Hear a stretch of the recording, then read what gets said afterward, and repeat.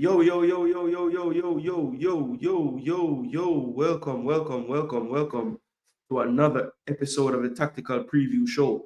I am Jason Gooner. This is Jason Gooner TV, and today we will be previewing the Jamaica versus Trinidad and Tobago match that will be taking place tonight at the stadium. Usually we do this match day -1. I don't know if you can tell from the sound of my voice, but I'm trying to fight a little flu, cold and flu symptoms that I'm having, a little cough, sinus pressure up here and everything. But people, the match must go on, and so the tactical preview must go on as well. So we are here to break it all down. We have the teams loaded up in the tactical board, and we're going to show you guys what I think the predicted 11s will be. Also, we will listen to the words of the two coaches before they have this monumental fixture. Two rivals of the Caribbean, probably arguably the two strongest Caribbean nations in terms of football in the history of the game. And yeah, we're gonna break it all down for you and try to predict the lineups, as well as try to let you know what will be the keys for both teams to have their best result tonight. Bit of team news as well. We do have some news about yellow cards, and I think that Trinidad will be having to deal with some suspensions that could prove costly for them. I will break that all down today as well. I'm so used to streaming the show at night. But yeah, big up Eagle Republic in the building from early. Said Goat Curry versus Curry Goat for real. Yo, yo, yo, yo, yo, yo, yo. Big up yourself, Sylvester Whitting. I'm in the building. Yeah, man, we are here. We are here. I know some of you might have been watching IMAX football just now. Good show in the morning, telling us his thoughts, gave us his lineup as well. And looks like later we'll be doing a panel watch along. So look out for that later on the IMAX football channel. Don't make no sense. I try to run my own stream tonight. I don't think I'll be up to it all the way, but definitely, panel settings I think would be okay. I can kind of, control how much I am present on the stream a little bit more. So that's the plan for later, people. So look out for that. I'm sure the stream will be made. I don't know if it's made yet, but if it is, definitely JD drop it in the comment section. People can start to like it from now. But people, big up on yourselves, we're gonna get right into it, because we don't really want to waste too much time. We are not feeling the greatest. So I think we're gonna try to run this as smooth as possible. So first, let me get the press conference up and gunning. Big up Goontown FC. Hope all is well. I know my brethren probably streaming now, Star channel. Big up to BBK Sports as well. All right. So we need to let's listen to Steve McLaren pre-match.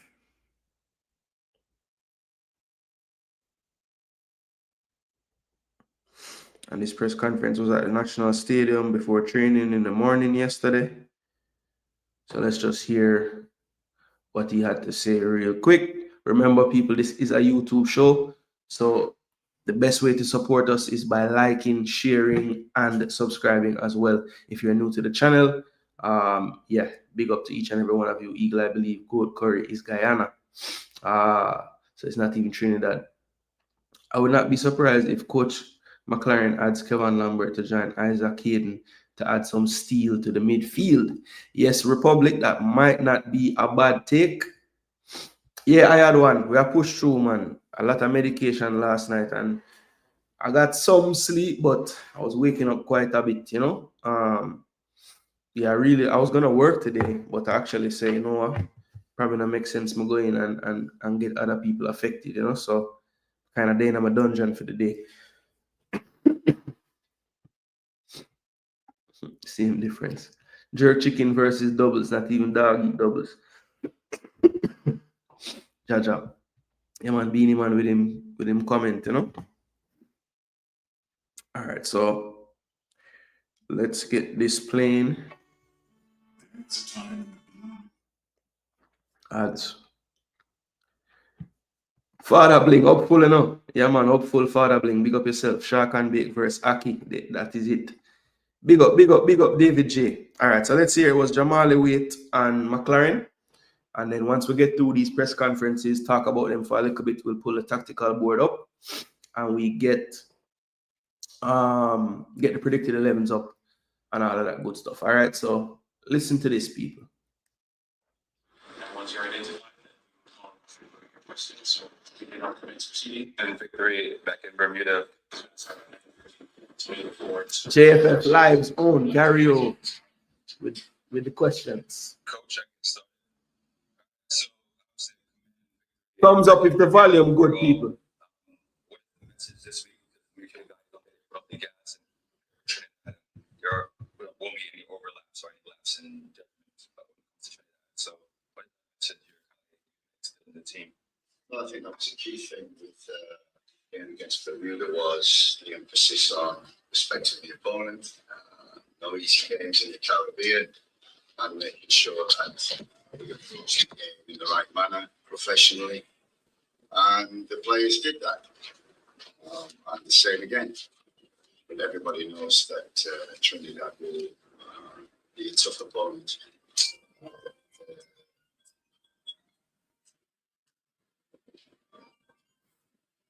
They're certainly improving Dwight York. We played them 3 times already, so we know each other very well. 300 times.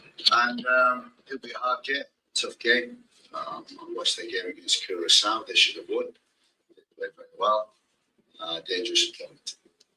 Coach, you're seeing some new faces still in the squad coming in. Are you still looking for a particular blend, maybe personalities, maybe playing type that you're looking for at this point, or do you think this is kind of what you're looking for in terms of the squad? We have many players missing, many senior players missing. I think 9 to 10 that would normally be in the squad. What we've done, the recruitment department, Dan Neville and Simon helps a lot also. We've been following a lot of players over the past year. And it's a good job that we did because we've needed them throughout the summer and also for this camp. So we've introduced 1 or 2 people, and we're pleased that we got the result against Bermuda. Everybody came together very well, took a little time together. So we need that again. So going forward, everybody has to be ready. The most important thing is professional against Bermuda. We have to be the same again against Trinidad. And we hope that the supporters will also come out. We need that. We need their energy. That's key always in the second game. So I'm looking forward to a good atmosphere that the boys can play. Jamali, congrats on another clean sheet for your career. When you got the message that you're going to be starting for this match, because obviously Andre Blake was out, what was your mindset? How did you prepare going into Bermuda and also for your match against Trinidad? I mean, it's the same preparation for me as, if I was at my club, just preparing mentally and physically for the game. Obviously, you never know what could happen coming here with Andre, and, I always got to be ready, to play, and, did well against Bermuda, and, got to do it again. But it's just being able to step up in those moments when I'm calling. Yeah. And as far as, like I said, that preparation piece of it, you as an individual watching and knowing how things are going right now, you have 6 matches to the World Cup and knowing that every goal it matters. Did you feel any type of pressure as far as like this Bermuda team that we're expected to give up very little goals against, or did you just go out there and play just like normal? Yeah, there's no need for me to put extra pressure on myself. Like I said, it's another game, just preparing for the game and going out there and executing the game plan and just giving my best to help the team win. For sure. Coach mentioned that we've played Trinidad a lot recently. Typically, most fans see it as a bit of a derby. How are the players viewing this game? Obviously, we know it's a big game. There's huge implications with the World Cup qualification on the line. So we have to be locked in on and off the field and just going out there and getting the job done. Coach, is there any danger to playing a team that is familiar with you? In the Caribbean, there's a danger of playing every team that we play against, whether we play them 3 times or not at all. So, familiarity, yeah, we know each other, we know each individually very well. It's on the night. That's the most important of players, to perform, do the job, be professional, prepare right, and we've got to make sure that, God willing, that the breaks go our way. We score at the right time. We're lucky in some instances because that's football. You can play well, but you still need that little bit of luck on your side, and we hope to get that tomorrow. Coach, last question. Are there any changes to the roster, any injury updates, any substitutions that came in the last 48 hours? No, obviously, Warner Brown was included in the last squad, but he wasn't fit to play.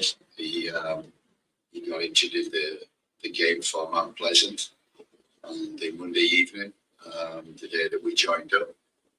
So we were disappointed in that, because Warner Brown has been a key striker with recent camps. So we were disappointed in that. We're continuously treating him since the Bermuda game. So we're going to give him every opportunity to be fit to participate at some stage. What's the point in getting super hard down there if you're not even... What the hell? Why? Tomorrow. Thanks, Coach. Yeah, questions, David. I'm Coach King from Boyz TV. Coach, we saw where Boyz. the match started and really had an impressive game. However, the only thing that was lacking from his game was the goal that his performance deserved. Coach, having worked with legends like Sir Alex Ferguson, Cristiano Ronaldo, and even opposite number Dwight, what can you pull from those working with those persons to assist our strikers in becoming more clinical? Yeah, I mean, you can work on that, but you're either clinical or you're not. You're kind of born with that. But really, is somebody who has scored goals throughout his career, from being a small boy to now. So we know he can score. That's the key thing. The most important is that you get the opportunities in the right areas, the right positions in which you can take your chances and score. And Bailey did that in that game. I've watched him. We watched him a lot last year with Lincoln. Some injuries. He started the season well, and he's a talent. He's 20 years old. 20 years old. That's all. So he's got plenty of years. And hopefully, like he said to me, I said, Mr. Few, he said, hopefully I'm saving them for Tuesday. One for Jamal.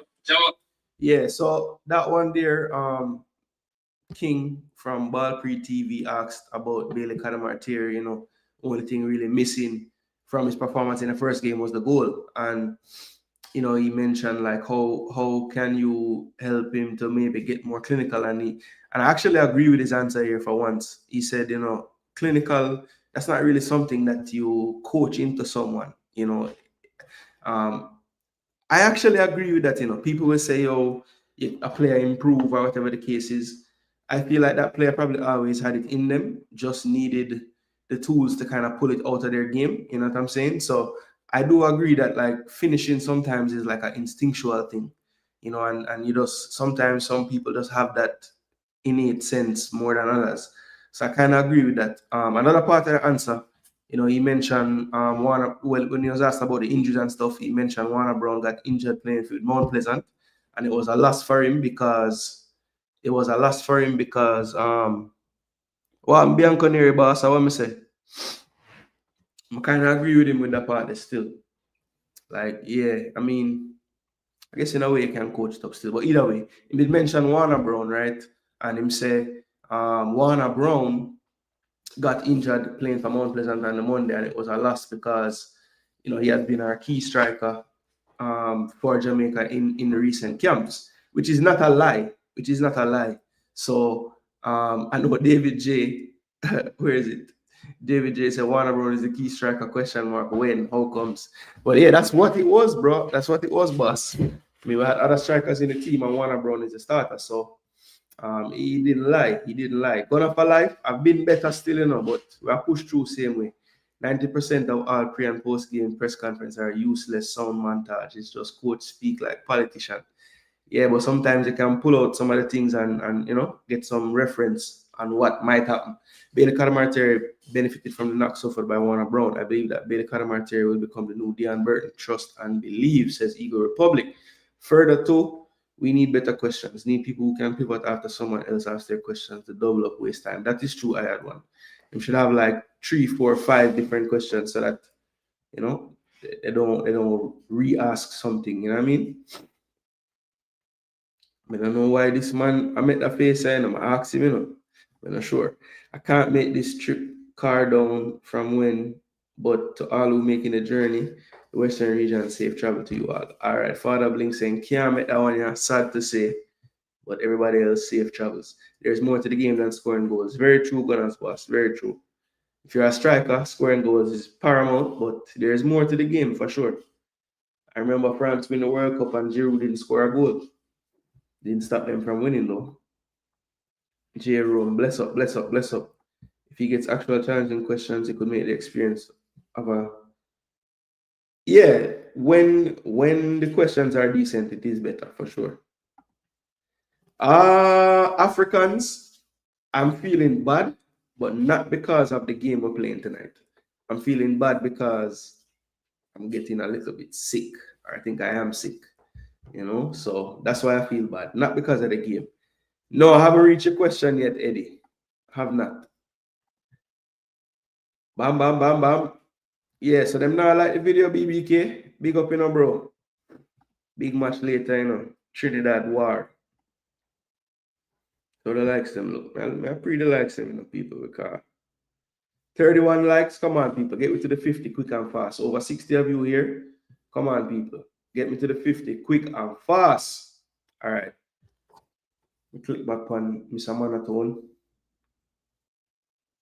How about the rivalry between us and Trinidad and Tobago? How can we use that to fire up an excellent performance tomorrow night? I mean, like Coach said, hopefully we have the fans on our side tomorrow, because that'll be, you know, huge to kind of give us that extra lift that we need to go over the line. But we got to come out, regardless of what the fans do, come out or not. We got to go out as players and just get the job done. That's it.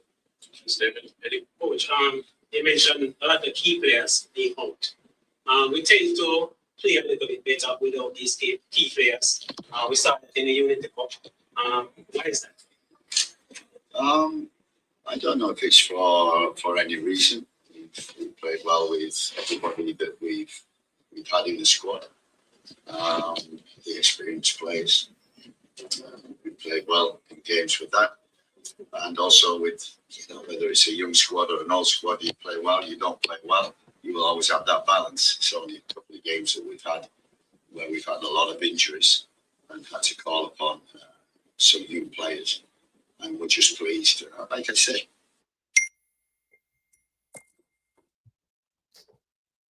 You know, ads, money have to make. One bag of ads.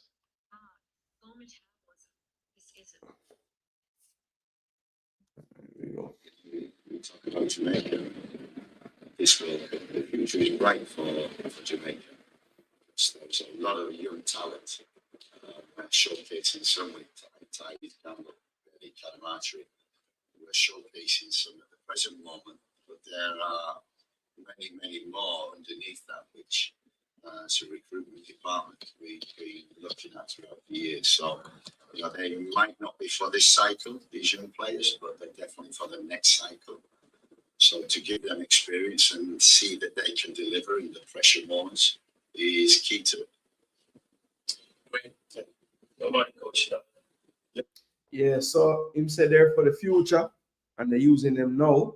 And he also said there's a lot more under the surface that they've been recruiting as well. So I know people not gonna read, some people not gonna like to hear that, because I think one of the things you hear a lot is every time we're getting close to a World Cup, we just go crazy with the recruitments and stuff. I have kind of debunked that when you look at the squads over the time. They make it seem as if every time them just bring out 40, 50 Englishmen, but there's always a local core in every team.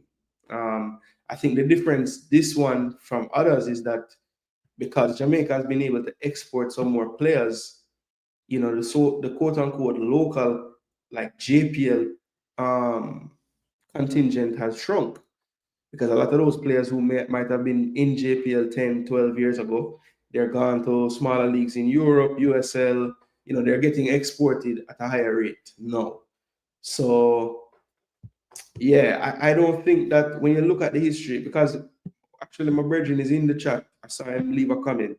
Me and him had a heated discussion after we dropped out of the Gold Cup. We were just upset and we were talking about Jamaica. And, you know, he brought up the point that every time we go into a World Cup, we do this with the recruits. And I said, and I looked at the teams and the squads and the games, and I'm like, bro, how many players you see in this lineup? This man play for Portmore, this man play for here, this man play for there. It's never been a case where it's just been all over. See, it's never happened. It's never happened before. And so, yeah, I just feel like it's overblown. And the thing is, like, people need to also realize that, like, I don't know who started this thing about, you know, it's obvious. Well, actually, I don't know who started it, but I know who says it a lot. And Jairus mentioned him here. But he's always saying that you can tell which one of the man them born in Jamaica and which one not, in how them play and how much effort them give and all of that. And just think that is foolishness. Now, him kind of backtrack when him say it most of the time because him say, and it don't go for all of them, you know. It don't go for all of them. So clearly, you know, he knows that that would just be a lie if he never put that part in it. You know what I'm saying? Because I honestly just feel like this. If a man take him time, travel all the time it take for travel from where I come from. Use up him time when he could have used with family, off season, whatever the case is, and he might play for Jamaica. I don't know why we would still question, you know, how much they want to or how much it means to them, because they don't have to be doing it. Simple. That's like, you know, like hopefully I don't know say this means something to me because I don't feel that good, but my day I do it anyway because I feel like it can add something to the experience of game day and pre-game, really breaking down tactics and stuff, you know. So that's why I'm gonna do it. It's the same reason why those guys come over here to play. Like, they really care, they want to play.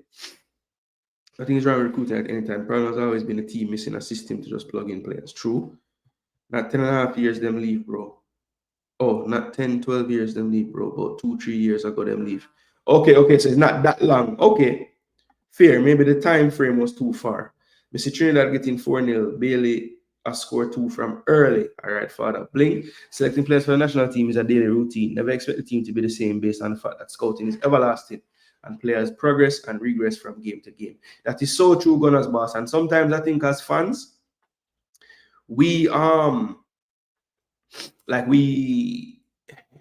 get so caught up in like what a player did the last window or whatever, not realizing that 3 months would have passed since the last window. So you can't just assume that a man should be in the team because of what they did the last time if them not play no ball with them club and them thing, you know. So I feel like we need to get more open to that. Obviously, there's a pool of players, you know, 40, 50 players, and it's probably going to be coming from that pool. But at the end of the day, a 23 can be very different in a month's time, just depending on, you know, everything. Football changes. No one asked about Ian Frey not in the squad. Saw Young from Portmore United there, so he responsibility. Yeah, not a soul asks about Ian Frey. I never heard it, at least. We still don't know the definitive decision on DJ. Ah boy, it don't make sense, but Match day one from the school. How important do you think it is for us to ensure that we get a win tomorrow night in terms of setting us up for the remainder of the qualification? I think winning your home games are always important. You know, I think you do absolutely right. Everybody expected us to win. Difficult game always, but We were professional, got the job done. Now it's a home game. So you've got to win your home games, which is probably why Trinidad will be disappointed they didn't. They deserved to win it, but they didn't. And we have to go tomorrow, make it, like we did against Guatemala, the World Cup qualifiers, to get into this group. We got to put a performance there that, the supporters, and that evening the supporters were absolutely terrific. And we need that again tomorrow. No doubt the characters turn up. They've got to give us energy. I think that's always the key thing with this Jamaican team. When it's got energy and attitude, we perform. One for Coach, one for Jamali. Coach, what are you hoping to see from the team against Trinidad and Jamali? What are you expecting from Trinidad to bring to you? I expect the team to know the job and do the job. Work hard, work together, cover each other, be a team, be hard to play against, but also express themselves like they did in the last game. This will be harder, this will be tougher, but we need the same kind of attitude, we need the same kind of courage, we need the same kind of organisation and discipline. We get them. Like I said, pay, track, and approve payments easily from the Melio. Anytime, anywhere. And the best. The most I'm disappointed is when we don't perform. We like to win, but as a coach, we like performance, because performance gives you wins. And so tomorrow, like we did last Friday, we need a good performance. Jamali, what are you expecting from the Yeah, obviously, like Coach said, we've played them a lot over the past year, and we've watched their last game. We've seen the clips of how dangerous they are and how explosive they can be. So, we expect a good game. We expect it to be tough, but once we prepare, in training and off the field, go out there and execute the job. Finally, Matthew. Good morning, Coach. Steve. Yes. Trinidad's the one I mentioned the last 4 games, but in those 4 games, they played lots of chances. Was there a strength that you see in Trinidad team despite? Yeah, I think, as I said, I think we had a local camp, and it was the first time that we'd seen Trinidad, and Dwight York was taken over, and I knew they had ability and quality. And then we played them in the Unity Cup, and you could see the difference and the improvement. I watched them in the Gold Cup. You could see the improvement also. When USA, you could do that, you can lose to them. But the games against Haiti and Saudi Arabia were games in which they very easily could have won. So for me, they're improving. They have lightness, they have speed, athleticism, they're strong, fast, and they've got good players, good individual players that can win football matches. And I think that's what it's about tomorrow. Them big players, the important players, they're the ones who must deliver. Whoever delivers will win the game. Lastly, Coach, Shamar Nicholson wasn't in the setup for the last set of matches, but he was back in the squad. Came on against Bermuda. Pretty good header. Are there any plans to have him play bigger roles for the next for that? Always, Shamar has to play a bigger role when he's with us. He didn't feature in the summer for us. He wasn't playing at that present time. They were in a break. He's come back, played for his club. We followed him, watched every game. Keep getting minutes for his club. And we brought him back in because he's a big time player for Jamaica. Scored a lot of goals in the Caribbean and proved his worth in the last 20 minutes coming on, doing the job, and getting us the 4th goal, which was very important. Good morning, Coach. Thank you very much. All right, so that was Steve McLaren and Jamali. Look, the usual coach speak in terms of, making sure that we keep it professional. He was happy with the performance in Bermuda in terms of the professionalism. He wants more of that tonight. Mentioned Trinidad is improving under Dwight York, said that he knows that they will have some Big problems in terms of dealing with their threat when you're talking about the likes of their front three, which I totally agree with him there. And basically, he just emphasized, as usual, the importance of having that 12th man in the stadium. I think if you watched Trinidad and Curacao in that second half, especially, you could see that crowd definitely played its part, and they were all over Curacao for the most part in that second half. I want and I hope that our fans do the same for us. I've heard that the VIP tickets are sold out. That's wonderful.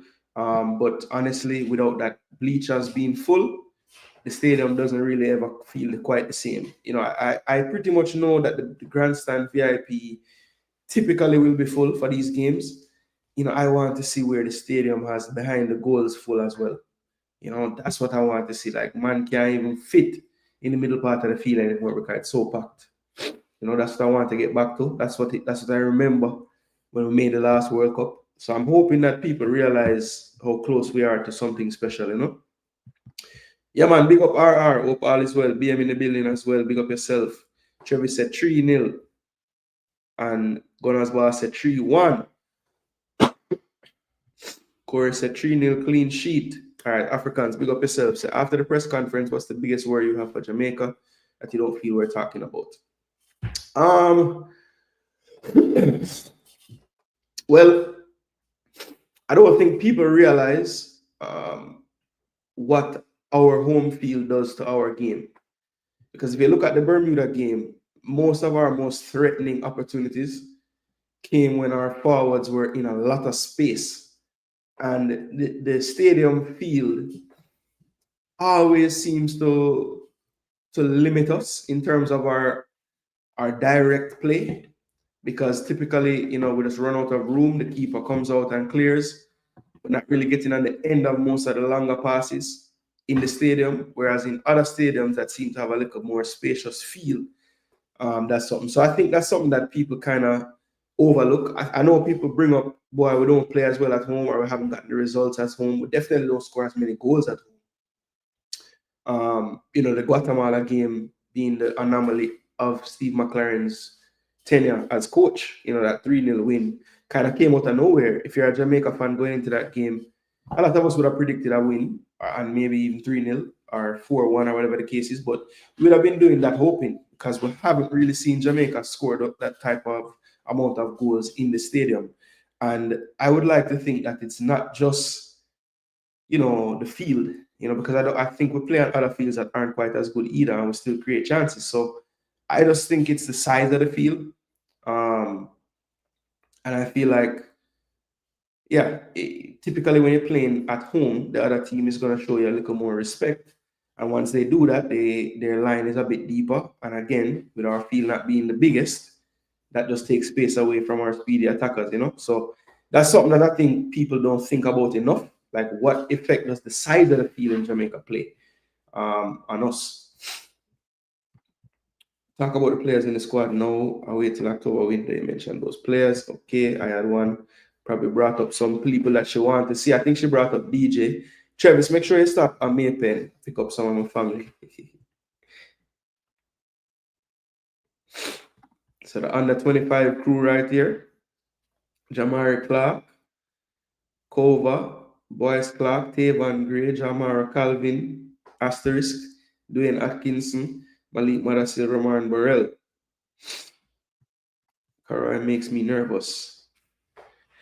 Am I overreacting in thinking he's a major weak link? Yeah, I think that's a bit of an overreaction. I wouldn't say he's a major weak link. I thought he did well when he came on in the last game. There are a lot of the things that we praise Ravel for in terms of getting on the ball and just being safe and sure with it and making sure we don't lose it. I thought he did that really well. I mean, his tackling can be a bit wild, but it is what it is.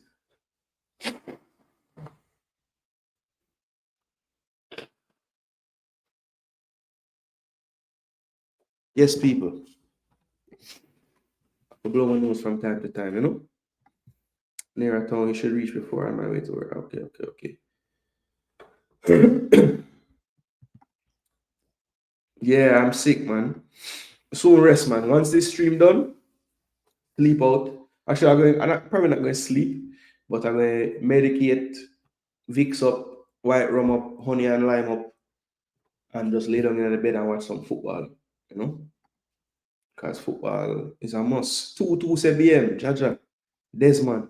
Do they pay for the VIP section? Because friend and company maybe a foot. Well, they say it's 10 grand for the tickets, but I don't know how many of them give away. What you say? The political rally them full up because it's free. Jaja. All right, so heard a lot about Dwight York and no fear, right? So he had some words on the sideline before his training yesterday, and I'm gonna play it for you guys. I will discuss if he's actually wrong or he's right to feel this way.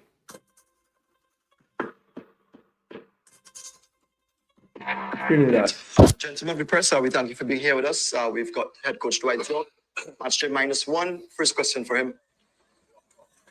What do you feel like in the camp? Of course, coming from a game where everyone expected us to win.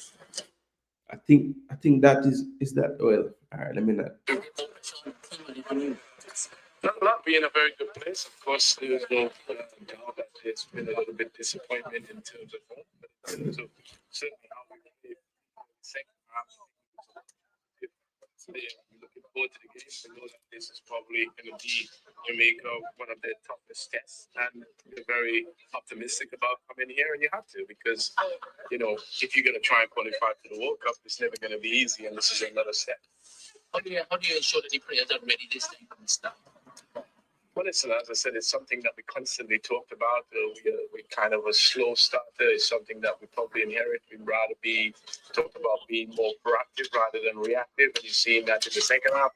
But we know when we come here, we just can't afford to let Jamaica get off and build up a head steam. We've got to try and contain them as best as possible. But in terms of preparation, in terms of readiness, I think we're ready for the challenge.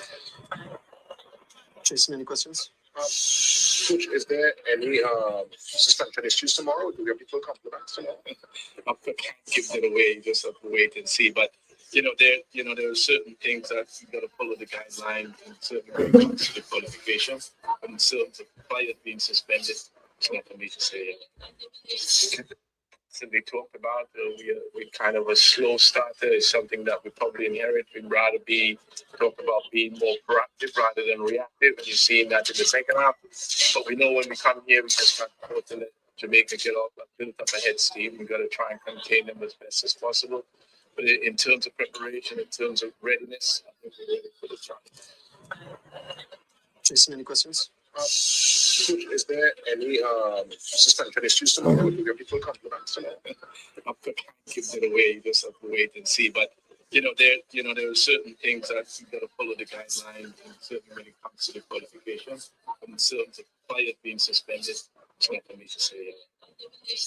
In terms of the team itself, So Dwight York there alluding, well, I think the press officer or whoever asked the question asked about, injuries, suspensions, and he was very coy. He said, listen, that's not for me to give away.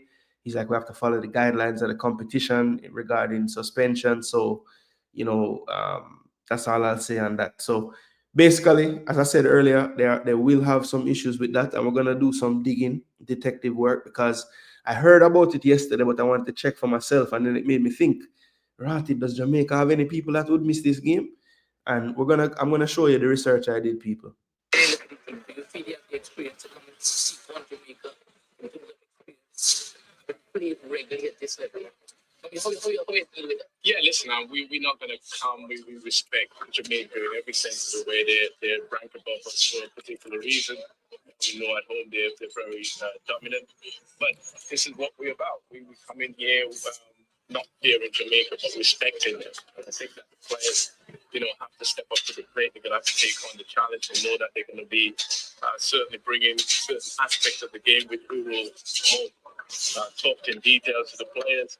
The crowd is going to be on their side. They got the home advantage. All the things that we talked about in previous qualifications. So there's no difference there. We got to be at our best, and certainly Jamaica know that they're in for a very challenging time when we play. All right. Yeah, we all good? Good afternoon, Coach. Matthew McConnell Jones from McConnell Sports. 2 questions. Can you give an update on Trinidad? He's injured. Is he okay? Yeah, I think he'll be okay. We still got a little bit in the decision. Still got 24 hours before we make those decisions. So we're waiting and see exactly what is the outcome until then. And secondly, Coach, if I may. Coach, you've been winless in the last 4 matches. However, 3 of them have been draws. And according to XG, you've actually performed well. What would you contribute to the team that's not being able to get over that home as of recently? I think we're very close. And it's fascinating to actually say that, because that's something that I talk about the players. And you've got to be encouraged by that. These are games that they could have gone either way. We felt like we have really dominated these games, but we just haven't been able to convert. That's the one thing that is probably lacking, but it's very encouraging coming into a game that is going to be very testing on both sides. We got to make sure and stay resilient. Unbeaten is a great thing, but we just got to flip that a little bit of luck go our way, and that's what we need in the moment. So hopefully the persistence continue, but just taking that opportunity when it comes. Okay. All right. Thank you very much, Coach. Thanks. Just finally, you were obviously part of the team in 2006 and the captain. Now you are the helm as the coach. Any similar symmetry and energies you feel with the team then and with the judges you're in charge of now? You're getting any sense of that? That's the spirit you feel, the spirit within the camp? Yeah, it's a different sort of feel, but there's one that is really optimistic and very positive about it. I mean, some of these guys are very young when you think about it. Coming into an environment that is going to be challenging, this is going to test us, no two ways about it. But I'm quite confident in the group, the players that we have. You've seen that we are growing in status. We're becoming a real force in the Caribbean area again, and this was going to be probably the biggest test of them all. But we played against Jamaica on a few occasions, and the game could have gone either way. It's been very, very close. I think we'll take a lot of confidence going into the game tomorrow. Thank you. Are you all good? All right, Coach. Thank you very much. Yeah. Yeah, so there you go. A confident Dwight York, saying that his team is very close, and even though they haven't been getting 3 points in these games, he definitely feels like they're right there. They're right there. Just a little bit of luck on their side, and they'll be able to make the breakthrough. And I must say I kind of agree with him based on what I saw in their most recent games. But like I said, I did some detective work yesterday, because the way the CONCACAF World Cup qualifiers work, the yellow card accumulation does continue from previous rounds. So when I learned about that, I said, okay, this is important. Let's do some research and see. I have to credit. There's a YouTuber out of Trinidad, a content creator, and I have to give him credit for this one. I believe, let's see if I can find his name. I want to make sure I credit him, because I have been in tune with some of the Trinidad content creators, trying to watch their content, see what they're thinking going into this game. And yeah, it was quite interesting hearing this gentleman talk about it. Heart of the Warriors is the name of the channel. Heart of the Warriors, and I think his name is Thornhill. That's his last name. Heart of the Warriors, big up yourself. I like your content. Always very measured in your approach, and seems to have a decent knowledge of the whole Trinidad and Tobago setup.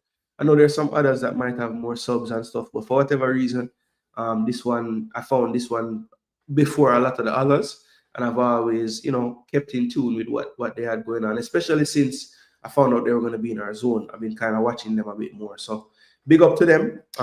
Yeah, let me get that name right again. Heart of the Warriors, right? I think, yeah, they're, as I said, not the biggest subscriber base, but I think very knowledgeable about what they're talking about. At least from my perspective, it seems that way. And yeah, he's the one that alerted me to the whole yellow card issue that Trinidad will have. So if we take a look back to previous World Cup qualifiers, I would have to go back to 2024, I believe. Let's see.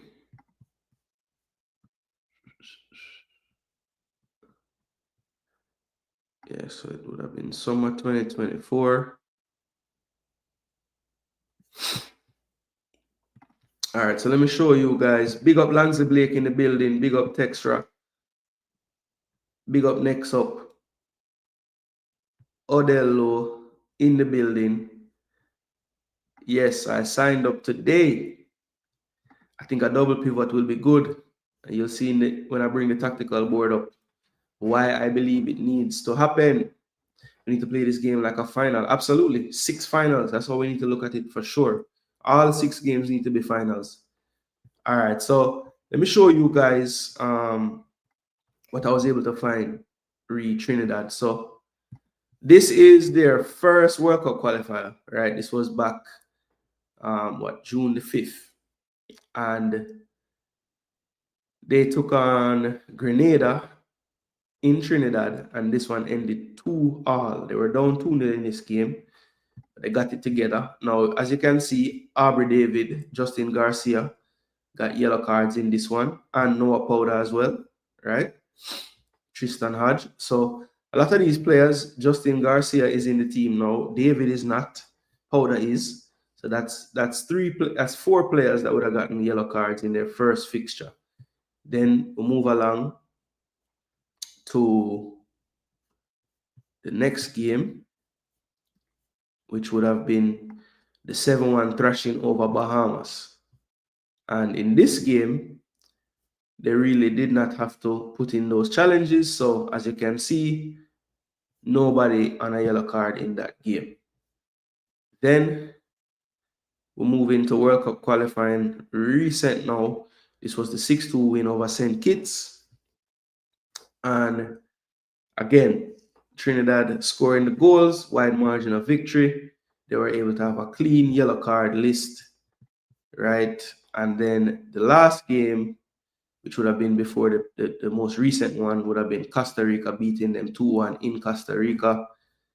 Kevin Molino got a yellow and Phillips got a yellow.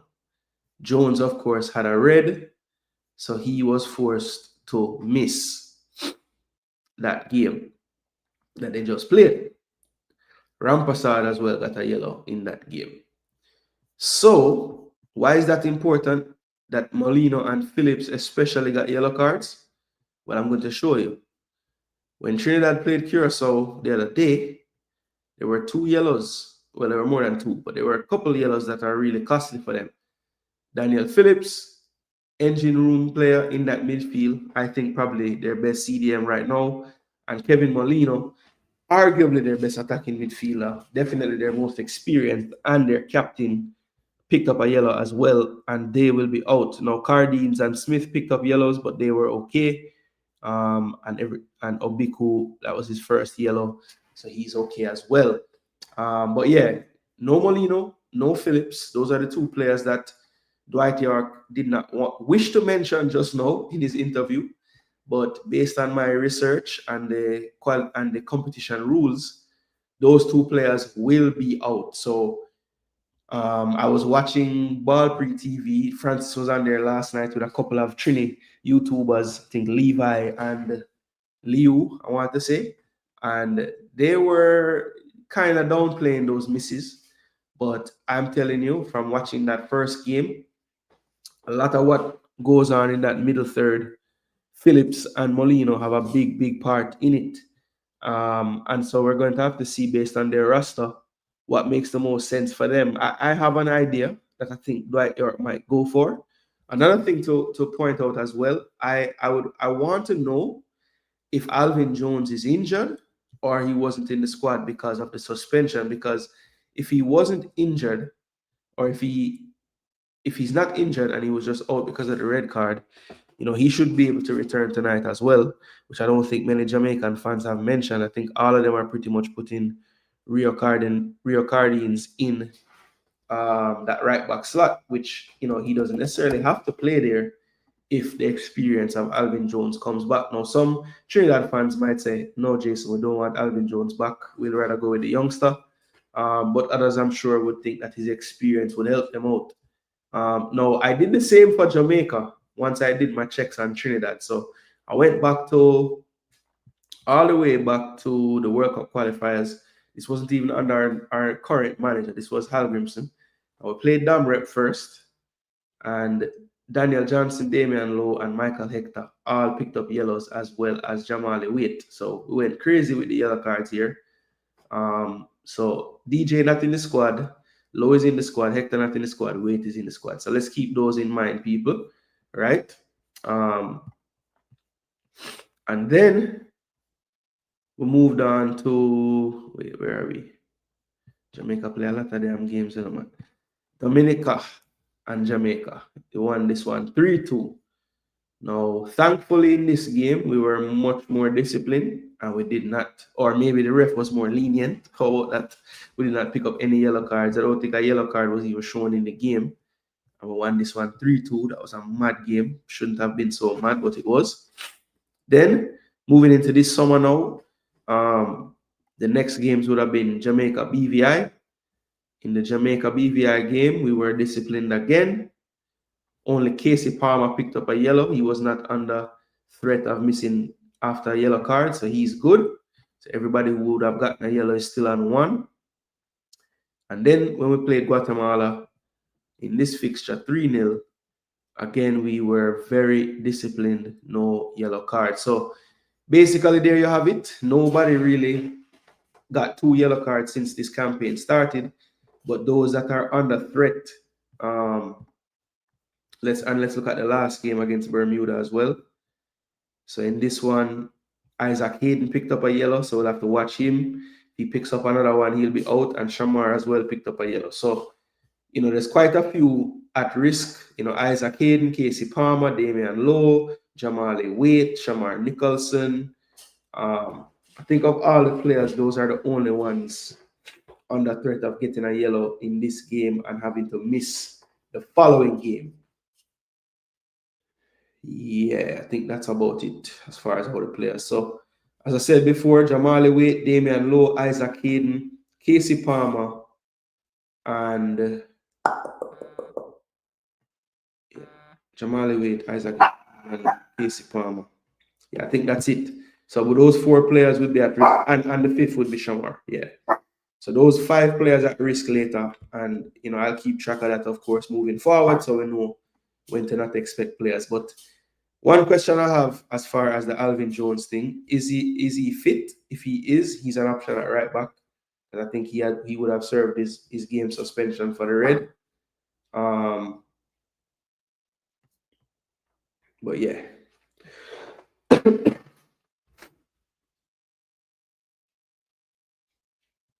Big sprinter, Cephas on the loose. Watch the drive phase.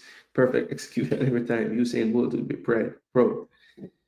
What do you think about McLaren playing a double pivot? I think I would do it as well. We should start the same 11, maybe a 3-1. We lose concentration sometimes as game progresses. Plus, Professor 10 thumbs in goal. Jeez.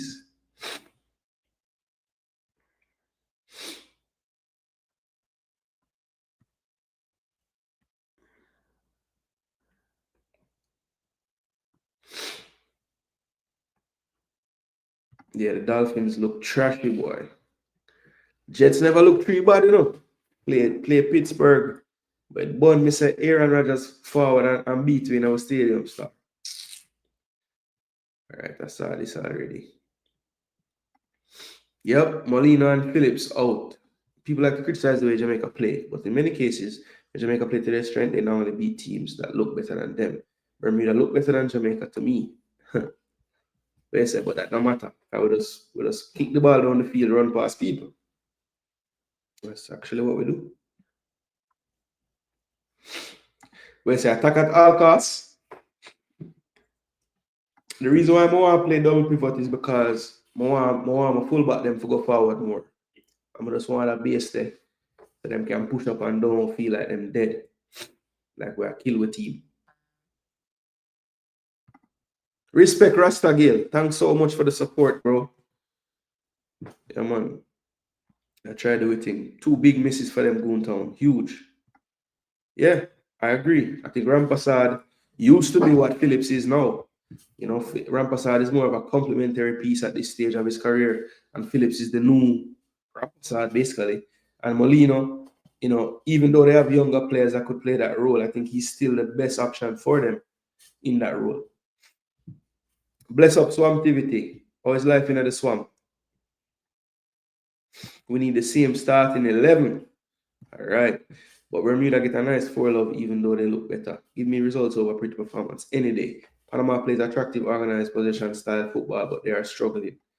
Yeah, I mean, they're struggling right now, but they've been playing that possession style football and not struggle. So, yeah, they have 2 draws, but, you know,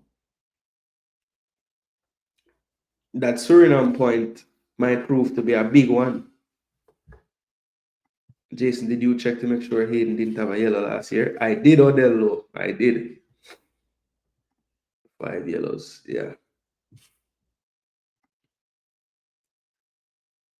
The great Brian Lara is there. I heard that, you know, that he was kind of with the team. I know him and Dwight York are very good friends. So maybe he has him around as like an ambassador type of thing. I'm fine with him off the bench. We needed to build with the youth. Veterans off bench, except Antonio. He needs to be staff only.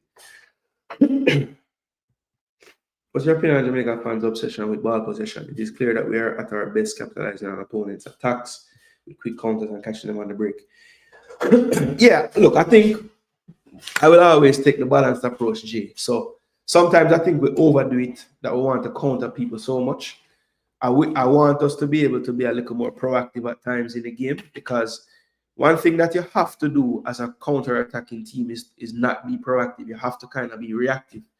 And I think sometimes you can fall into this false sense of that's all you can do, when I would like to think that in certain phases of the game, when we are on top, we don't need to just relinquish that advantage just to be able to counter again. You know what I'm saying? We can control games more. Alvin Jones will be back. Wiki said the suspension was for the Curacao game. I think they'll use him against us. Absolutely, Cygnus. I agree with this, because I haven't heard any of these Trinity content creators talk about him. They've only talked about Rio looking good in the first game and da. And I think it's a bit of mind games that they're playing, to be honest, because I think that Alvin Jones will start today. Double pivot will certainly help the defense, plus it will help Hayden, who is on a yellow. True. Curacao and Trinidad can say they play better football than Jamaica all they want, as long as we win. Goals and good defense win games, not pretty football. Yeah, look, I think you can have all of it, though. I think you can play a nice brand of football and still win and have good defense. It's possible. You know, teams around the world do it. You know, Jamaica has had performances where they do it. It's not often, but they can. I agree, Jean-Pierre. It's a bit strange. Like, why wouldn't they just let this group have its own yellow cards? You know, it's a bit strange to carry them over for me. But CONCACAF always going to do some CONCACAF things. It's just 2 yellows, as far as I know, because those guys, those 2 Trinidad guys, right? Where is it? Because their last World Cup game would have been what, here, so? Wow, so maybe you're right, you know, because they did get it in the last game. Damn, is that a rule? Eddie, let me know, because what I read was just 2 yellows, you know.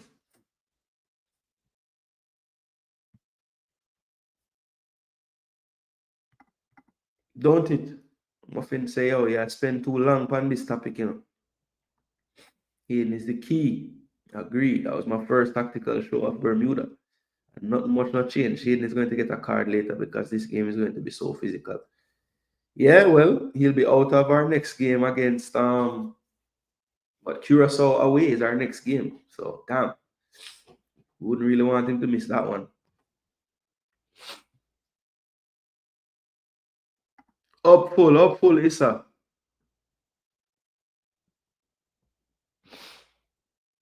Yeah, I had to hold that one, you know. I didn't have much hope going into the game, you know, because I don't really trust Justin Fields, but Justin Fields surprised me, brother. The man played great in the game.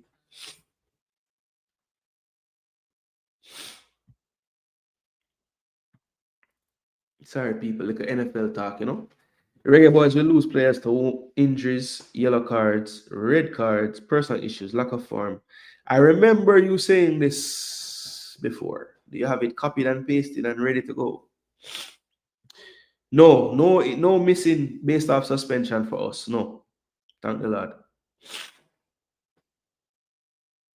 Calvin Jones, Marvin Jones, Jamaica 3-0. All right. All right, Uncle Odell. Unc. Back in the day, Trinidad had York winning Champions League and EPL. Manu Lara, the World Cup, the world record holder in cricket, and Atta Bowling, 200-meter world champion in track and field. Big feats for a tiny island. Facts. Kyle Duncan plays right back. I agree, JG. I think we can be proactive playing with more front pressure. We allow opponents to build from the back with too much space. I do think possession style suits our player strength. Yeah, I don't think possession really suits all of our players, maybe some. But I just feel like we need to strike a better balance. You know, sometimes we just rely too heavily on the counter. We must want to build ourselves as well some of the time. Then. All right, people. So that was my detective work as far as the cards. Now we're going to move into the part of the show that I love the most. When I get the tactical board on the screen, and we're going to try to give you the predicted 11s for Jamaica. Now, again, I am going to give you my predicted 11 people. This is not what Jason Gooner wants, because I am not the damn coach. Travis always tell me, no, I'm the damn coach, so I can cuss all I want about players. So this is just me trying to predict what McLaren and his technical staff will put out to start the game. And I'm going to do the exact same for Dwight York and his technical staff. All right, so let's get the tactical pad up and gunning. I have the teams already loaded up, so we are good to go with that. Let me share the screen. People, we have almost 100 of you in the building right now. Please be sure to smash that like button. Keep the comments flowing as well. If you have any questions, send them in. I will try my best to get to them as quickly as possible. All right. So here is the tactical board. We have that on the screen, and we'll have the teams loaded up here. Let me just do a last check, because I did not actually update it since the last game, and I think I might have to do that. So Lembikisa, Lambert, Holgate, Topi, King, Campbell, Palmer, Antonio, Dixon, Nicholson, Calamartieri, Foster, Hayden, Anderson, Brown, Lowe, Russell, Duncan, Cephas, Webster, Lee, Anglin, and I think Stephen Young trained as well, but I don't think he'll be in the 23. All right. So that is the squad. All right, goes without saying, people. Predicted in goal, Jamali Waiti will get the start in goal. Now, on the back line, I don't think the coach is going to make any change at the left or right back. I really don't.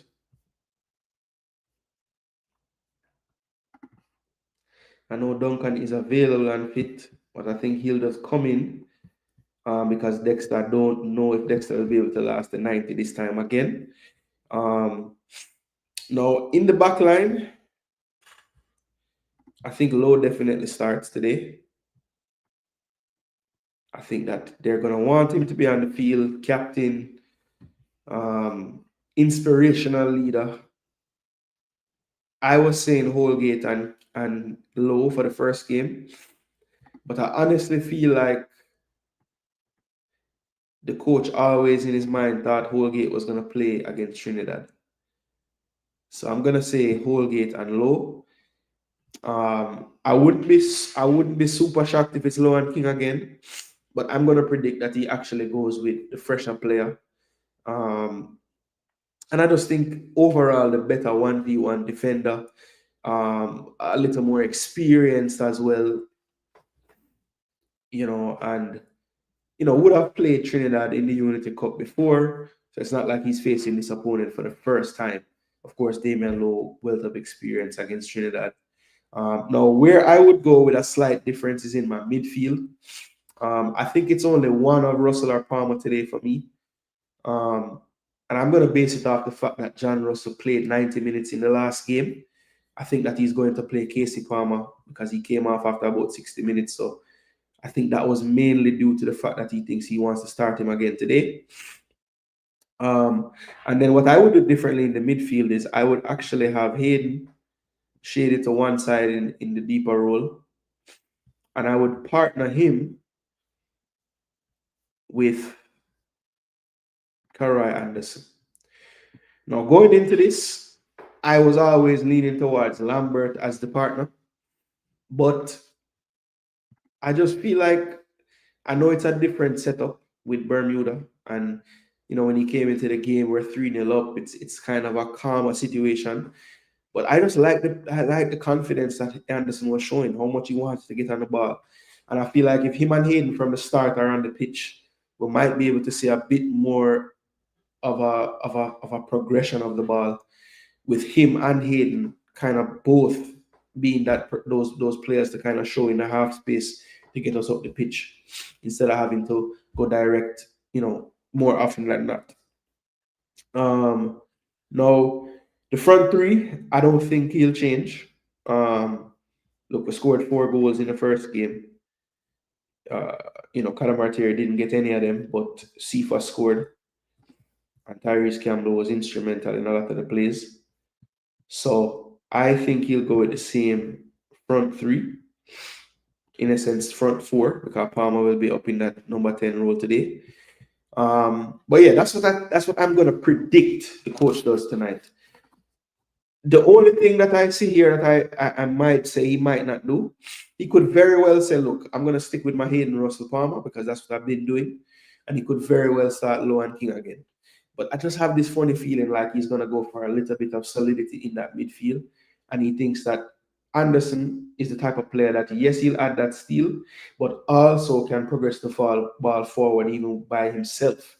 That's why I give him the nod over Lambert. Now, some could argue he may do Lambert there as well because that would free up Hayden to go forward, which I understand, but I actually want Hayden to sit.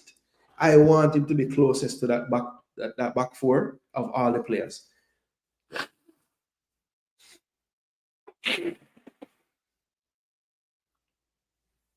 Ooh. That was a big one, people. Let's clear out a whole part. All right, let me go to the chat because I'm sure I have a lot of thoughts on this 11. If we play with 2 CDM, we'll need 2 good wing backs that attacks well, like Lembikisa and Webster. So Lee would have to come out from the bench and Russell may not start either. Well, I don't know what you think, but Lee has a great delivery from the left. He's very good attacking. So I don't know why you think you have to start Webster if you need attacking wing backs. I want to see Jamaica score a team goal. It is possible. Yeah, it's possible. Can Murray still change his mind? Of course. He's not captain to England. Ian Frey is still injured, I believe. Every team can have more possession, look good more than us. We just score goals, get our wins. That's all. Yeah. I mean, I actually think that Trinidad will have more possession than us tonight, for sure.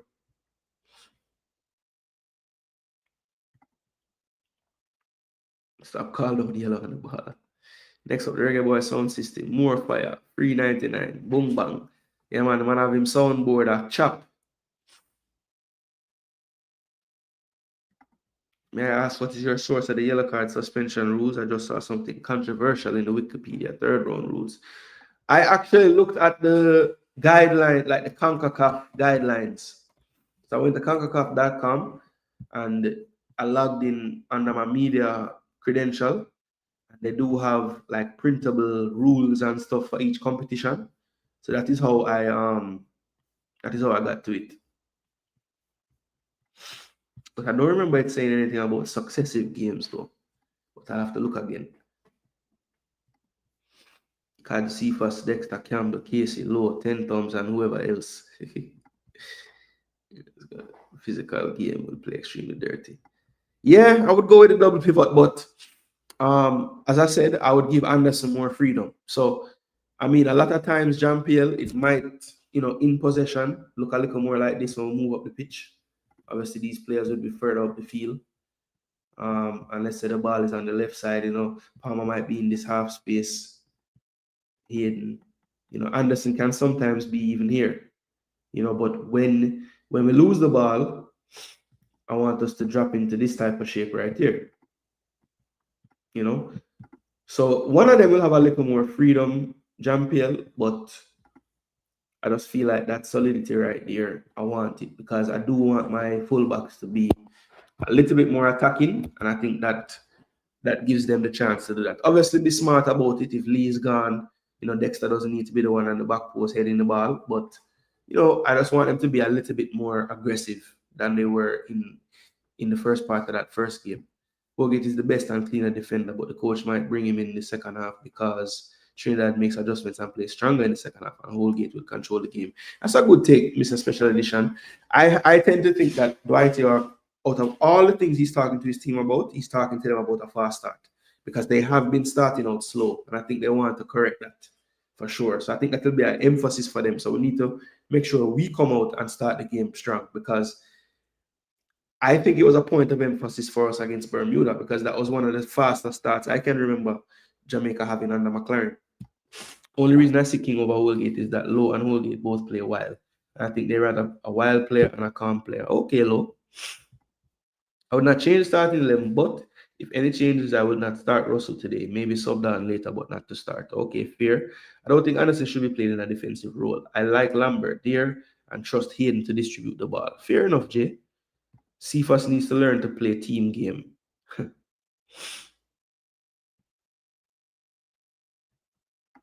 Wait, Low, Holgate, Lembikisa, Lee, Hayden, Lambert, Palmer, Campbell, Cephas, Kadamartiri.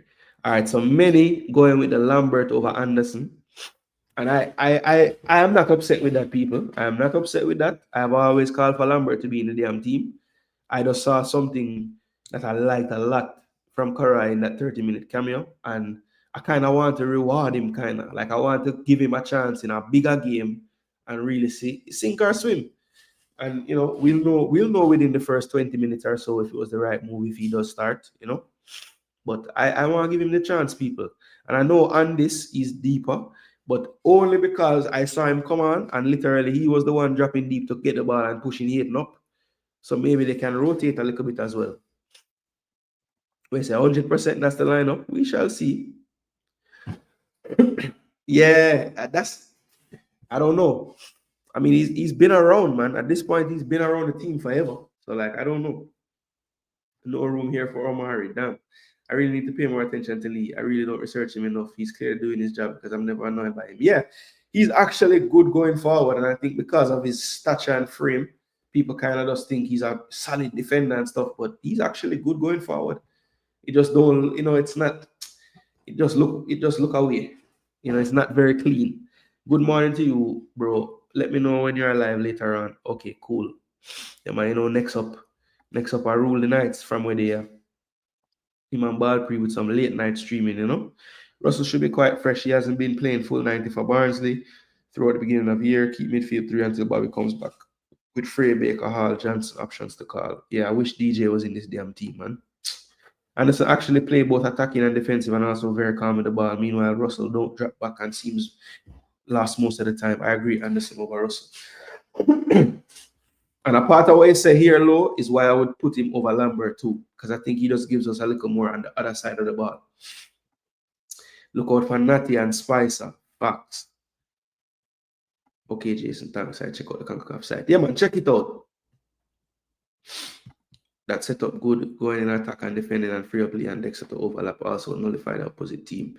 Yeah, because Trinidad, yes, they have Spicer and they have Sealy on the wings, but they do play through the middle as well, A lot of time they just play right through the middle to Garcia, so them little channels being plugged up a little more, I actually like. I think that's one of the things that was hurting Curacao.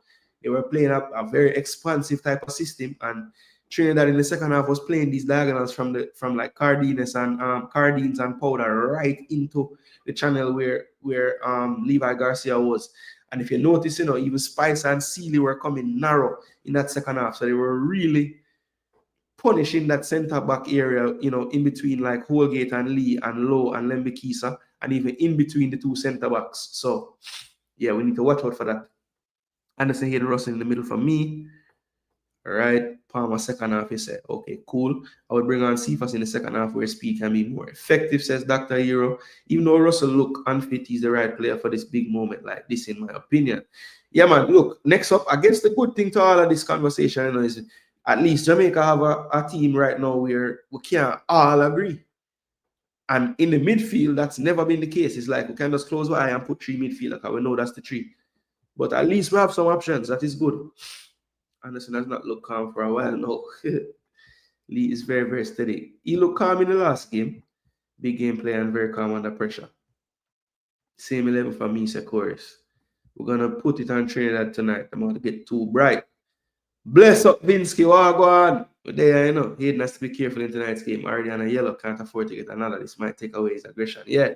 If he get a yellow tonight, he'll miss the Curacao away game, which is our next game after this. Greg Lee and Dixon are the 2 players who are workers. They don't have great games, but they don't have bad games ever.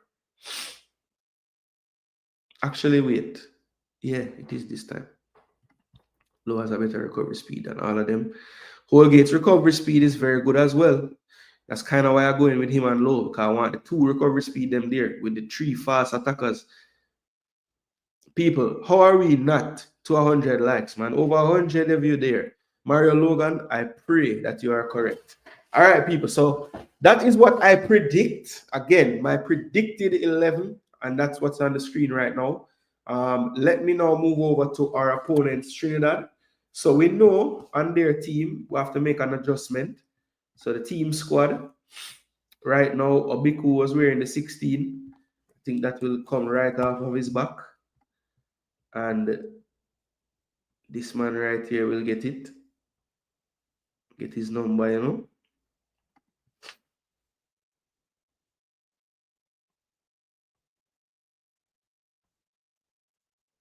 And then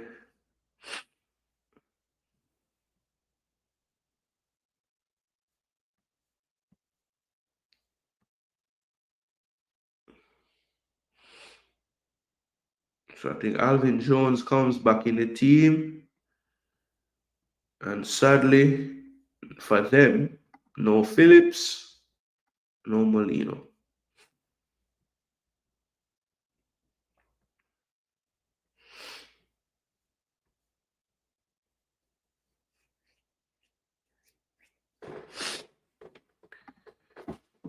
So yeah, Trinidad now, people. So I think the youngster Smith will be in goal again.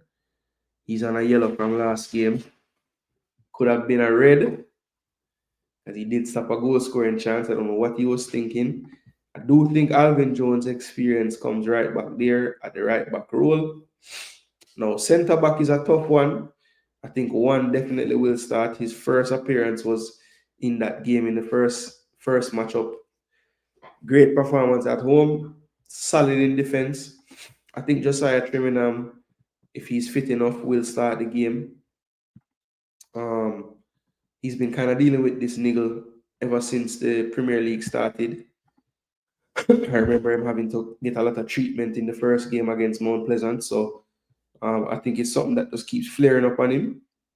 Now, left back, I think Noah Powder started there, but I don't think he'll be back there based on what's going on in the midfield. So I think it comes down to Hospitales. And I haven't seen Andre Raymond in this team. So I don't know if he'll be able to play over there. So I think they might go with Hospitales at left back. Another thing that could happen, they might go to a back 3 and start Jackie as well. So it would look like this. Probably put Trinidad in the center, Henry this side, and Jackie this side. And then that kind of frees up Jones and Hospitales to play more as wing backs. But I do think he's probably going to stay with his 4 at the back. So we'll scrap that. Trinidad, Henry, Hospitalis, and Jones. And Hospitalis, if he starts, boy, I don't know. As far as I know, Raymond is not there.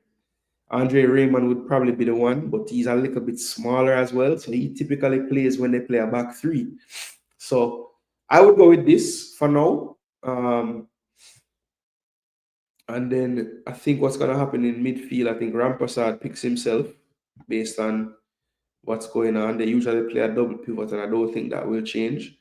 But I do think that Powder, who was kind of used as a makeshift left back, he's going to go back to his defensive midfield role that he had been playing under this manager already. And then the attacking midfield now is where it gets interesting. I do think Sealy will be off the right. I do think Spicer will be off the left. And I do think Levi will be up front.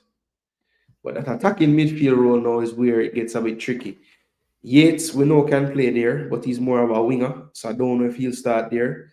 Nathaniel James can play that role, but he's more of a support striker, which could be fine. They might just decide to play a little bit more of a 2-striker system instead, with James kind of falling into this space when they're out of possession, but in possession, joining up with Levi.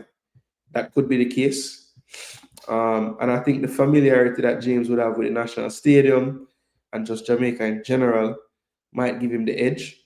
But you could also play Cardines more attacking. You know, he could be the one playing there because, you know, that's kind of where he can play as well. So, yeah, but this is what I'll go with. Frederick could be another option in that attacking midfield, but I think they're going to go with Nat James for that spark in that area. Try to surprise Jamaica with James' inclusion and Jones coming back. And the one thing I'm not so sure about is Hospitalis as the left back. As I said, under this manager, he seemed to have used Hospitalis more when they use a back 3, and he's more of a wing back player. So yeah, that's the only reason why I've put him there, is because I'm not sure if Andre Raymond is with the team or not. And I think Noah Powder will vacate his left back role he played in the first game and go back to central midfield due to no Phillips in that midfield. But yeah, this is what I can think we could see from Trinidad tonight. Going with a little more experience with Jones instead of Cardines, but still mixing it up, you know, starting the youngster James over Molina this time. Definitely a threat. Very, very good left foot on the player. And just an overall good player. I think he was underutilized with Mount Pleasant, if you ask me. All right, let's see.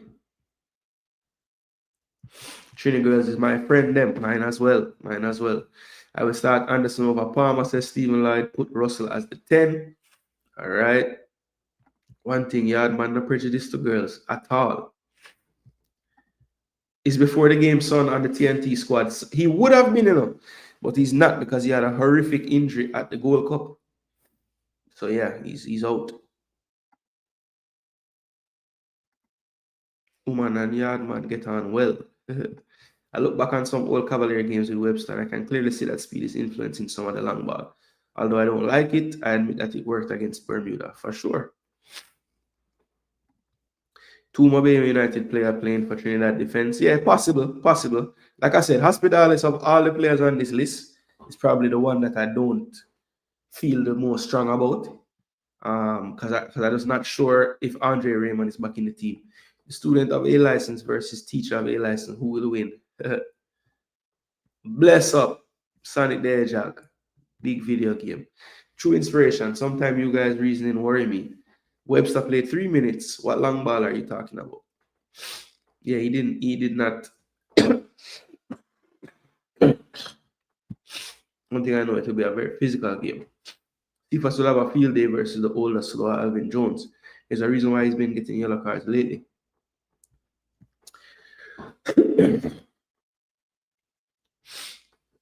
Jones can use the small field, man.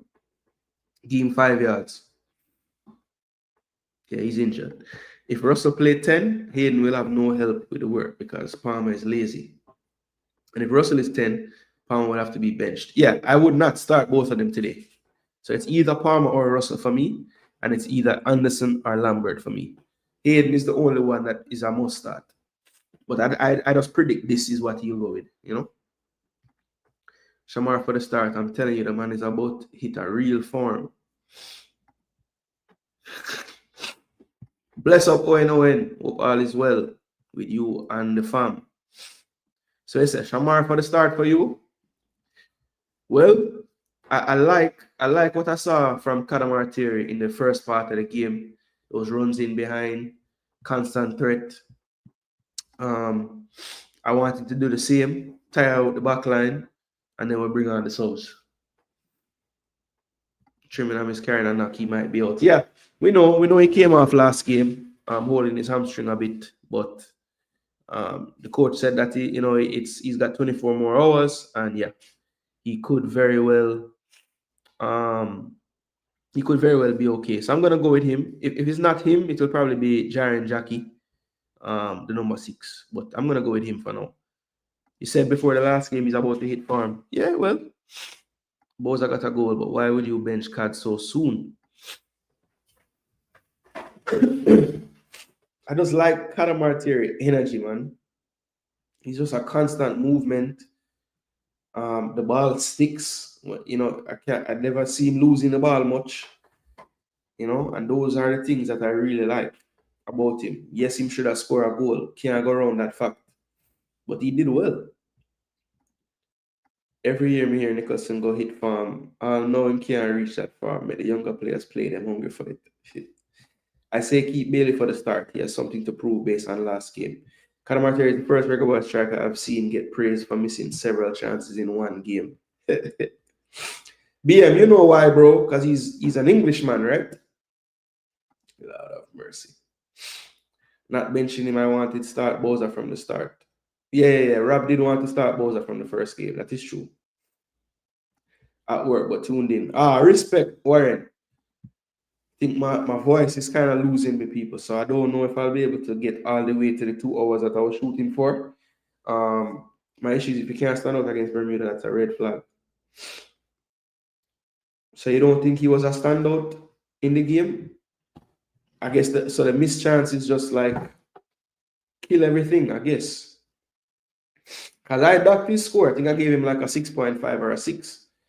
But I still feel like I saw enough to say he can start again, to be honest. Because a lot of those chances, like, he was making them. Like, those long... We go long all the time. How often do we actually get on the end of them, though? And it seemed like he raised the percentage of long passes actually working out. I would not start Shamar just yet, but his start is loading. He just needs to keep his consistency up. Bailey C, to start for me, he's a machine. The things what Kadamar Terry do, Nicholson now go do. If he never scored that header in game with a shit. One tie Bailey. Cad really only had one big chance. The ball he took out the air and went past the keeper. Fouling, I would count the pullback by Lembikisa as well when he shoot it right to the keeper. I think that would have been registered. I would register it as a big chance, even if they didn't give him on the stats, which I think they did. No, they did just give him one big chance miss, but I would say, I think it was, the 39th minute, that one. We should have finished that one there. I didn't want to say Kadamar Terry is from England. Well, BM, I know what you're saying, bro. I've seen your comments enough.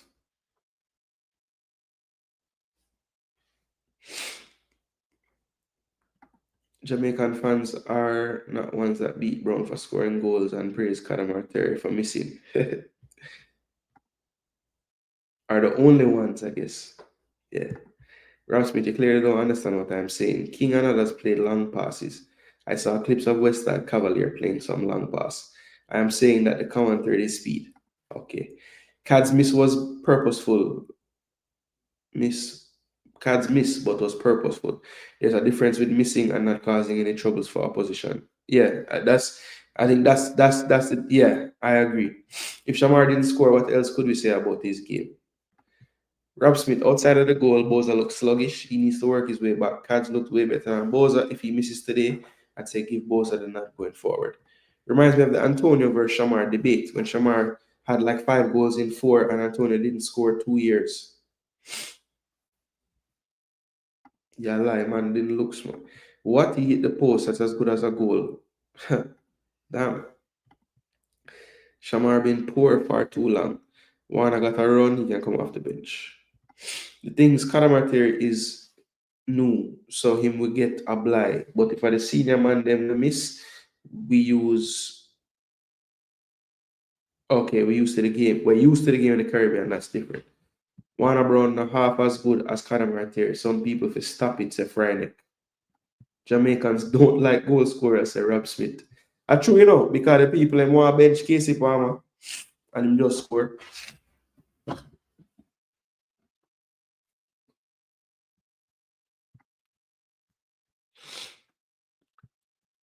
I mean, the only thing about Shamar game that kind of worry me is he got what a good 20 minutes last game, right? And I don't want to say it's because of him, but it seemed like the amount of the frequency with which we were getting chances kind of went down a little bit when he got on the field. I don't know if I'm just making that up, but that's what I saw. So again, we can't just pin that solely on him. But yeah, he had 20 minutes. I mean, he touched the ball 5 times. You know, he was 100% with his passing. He lost both duels. He was in a ground duel and an aerial. He lost both. Didn't make a tackle, didn't make an interception or anything. Didn't take on anybody, and he had 1 shot on target, which was his goal. So yeah, I mean, he scored a goal. He did the most important thing in football. But again, when you extrapolate out like what the guy did, Karamartir did in terms of touches, in terms of movement, in terms of opening up space, you know, how much space did Williams and Cephas have? Because this guy was occupying everything in the middle, you know.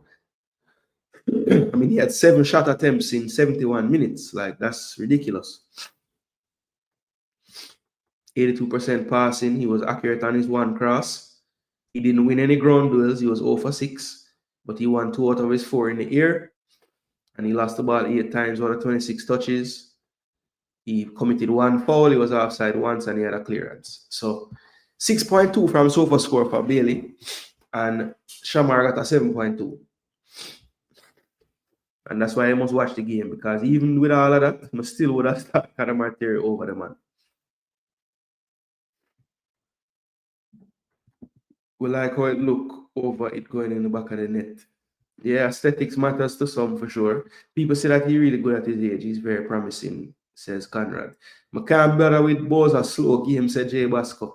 Gooner, you're smarter than that, bro. We were 3-0 up and closing the game out. Yeah, true. But there were still opportunities, you know, like Campbell created one down the left. Yeah, the impetus wasn't there anymore, but I'm saying if you're a Boyz and you come on and you want to make an impact, I would think he would want to get on the ball more and do something, you know. And he ain't do nothing until he bought the ball in the goal.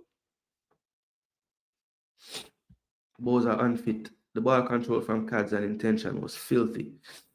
Yeah, exactly, Jason. Even the cross from TC, Boyz should be on the end of that. Man looked like cement was in his boots. Kudos for the goal, but this version of Boyz is not a starter. He's going to get better. Hayden, Karamartir, Russell will score, says Markland. All right.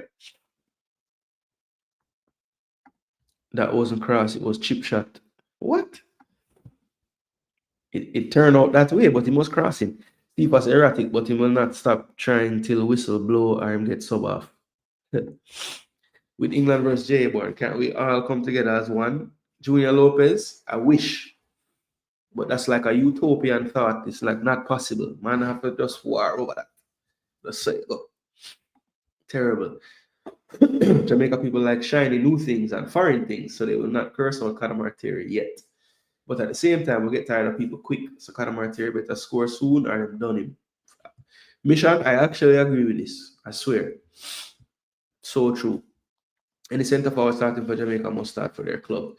As a centre forward, that's a requirement. Boza start for his club, or they're low. He bench more than he start.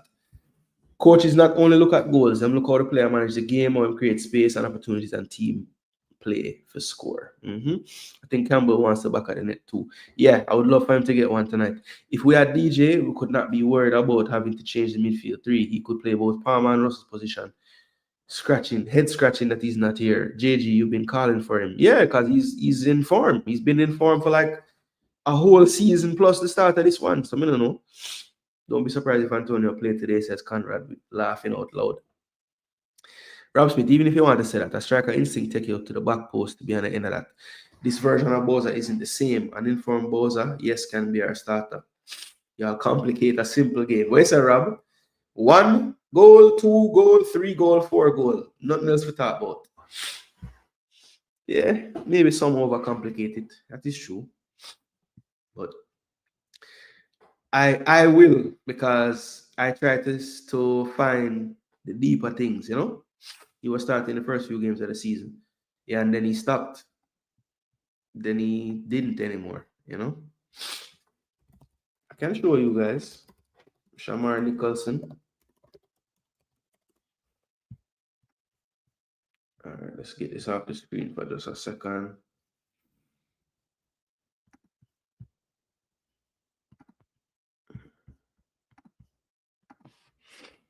Shamar for T1 of this season. 5 appearances, 3 starts in the league. And then Leagues Cup, 3 appearances, 2 starts. So in 8 appearances, he started 5. So, I mean, that's not bad still. He started 5 out of the 8 in play.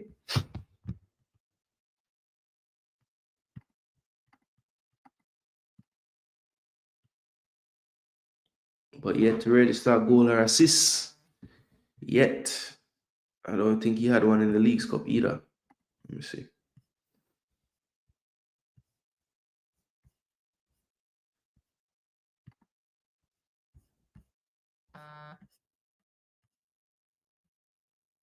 No goals, no assists. Damn.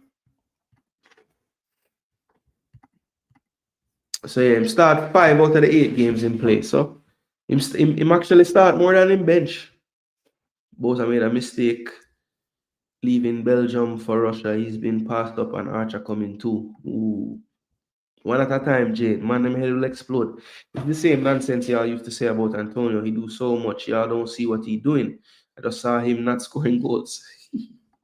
Who leads Jamaica in scoring in World Cup qualifying? That would be Shamar Nicholson.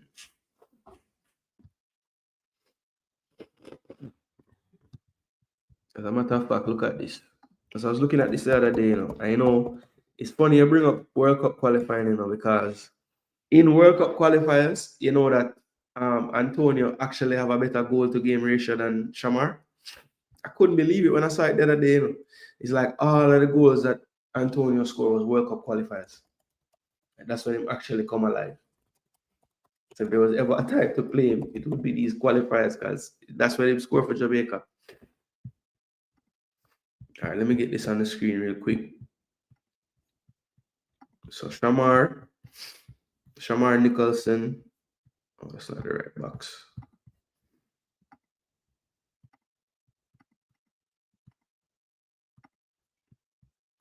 This one want. So look, this is Shamar. So 58 games played, 20 goals now. Big up to him for that achievement. All right, so World Cup qualification. The man gone 6 goals, 1 assist in 10. So 7 goal contribution in 10. Damn, hard to argue with that, people. Now, Mikel Antonio.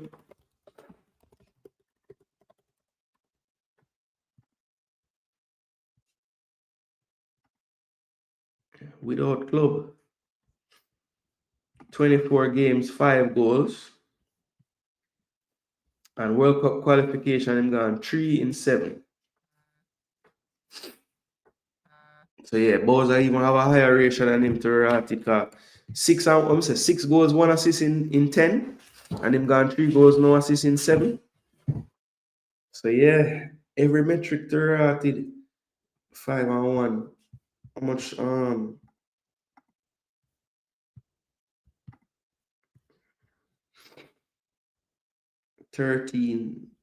28 goal contribution in 58.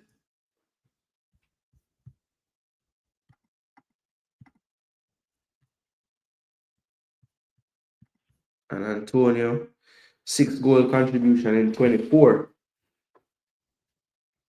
Yeah, man, so that's what, 25%. So that's 25%. And then what's 28 divided by 58? Way more, 48. So yeah, those are more prolific, brother. The only other thing you can pre is opponents, I guess. So El Salvador, USA, Mexico, Panama, Costa Rica, Argentina, USA, Trinidad, St. Kitts, Guatemala, Mexico, Haiti, Canada, Dam Rep, Mexico, Ecuador, Venezuela, Cuba, Honduras. Guatemala, Guadeloupe, Panama.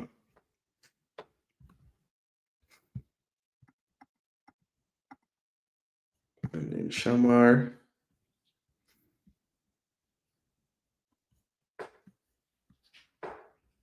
Gold Cup, 2 goal. USA friendly. Nations League B. Yo, flat track bully. Going man a pad him stats them, man. Jeez, Aruba and Guyana them. Suriname, good goal. Then him score against Mexico, give him props. Score against Costa Rica, give him props. This was our World Cup qualifying. Nations League, back-to-back games him score. Score again in this friendly against Qatar. Back-to-back games in Nations League again. 1 and 2. This was probably in best time for Jamaica right here. 2 goals this window, then come back next window in November and score 3 more. Then did well in the World Cup qualifying. Goal and 2 goals in the first 2 fixtures. Then he had his off stretch and then came back with another goal once he's back in the squad. So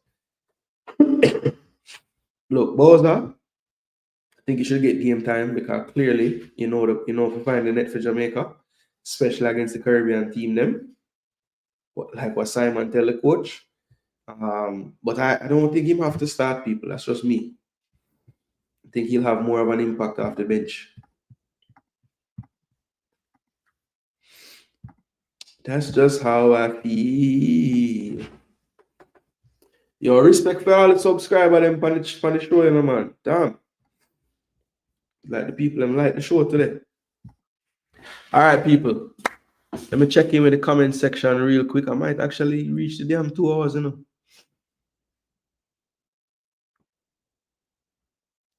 Yeah, maybe I'll do that to end off the show. So we've talked about okay, before we go into anything else, let me get the tactical part back up because I do want to discuss some keys to the game. So, all right, for me, people, for Jamaica, my main keys for Jamaica tonight is getting off to a good start. I think we set the tempo of the game against Bermuda very well. We pretty much tried to impose ourselves on them early on, get some early chances. I think we need to do the same tonight.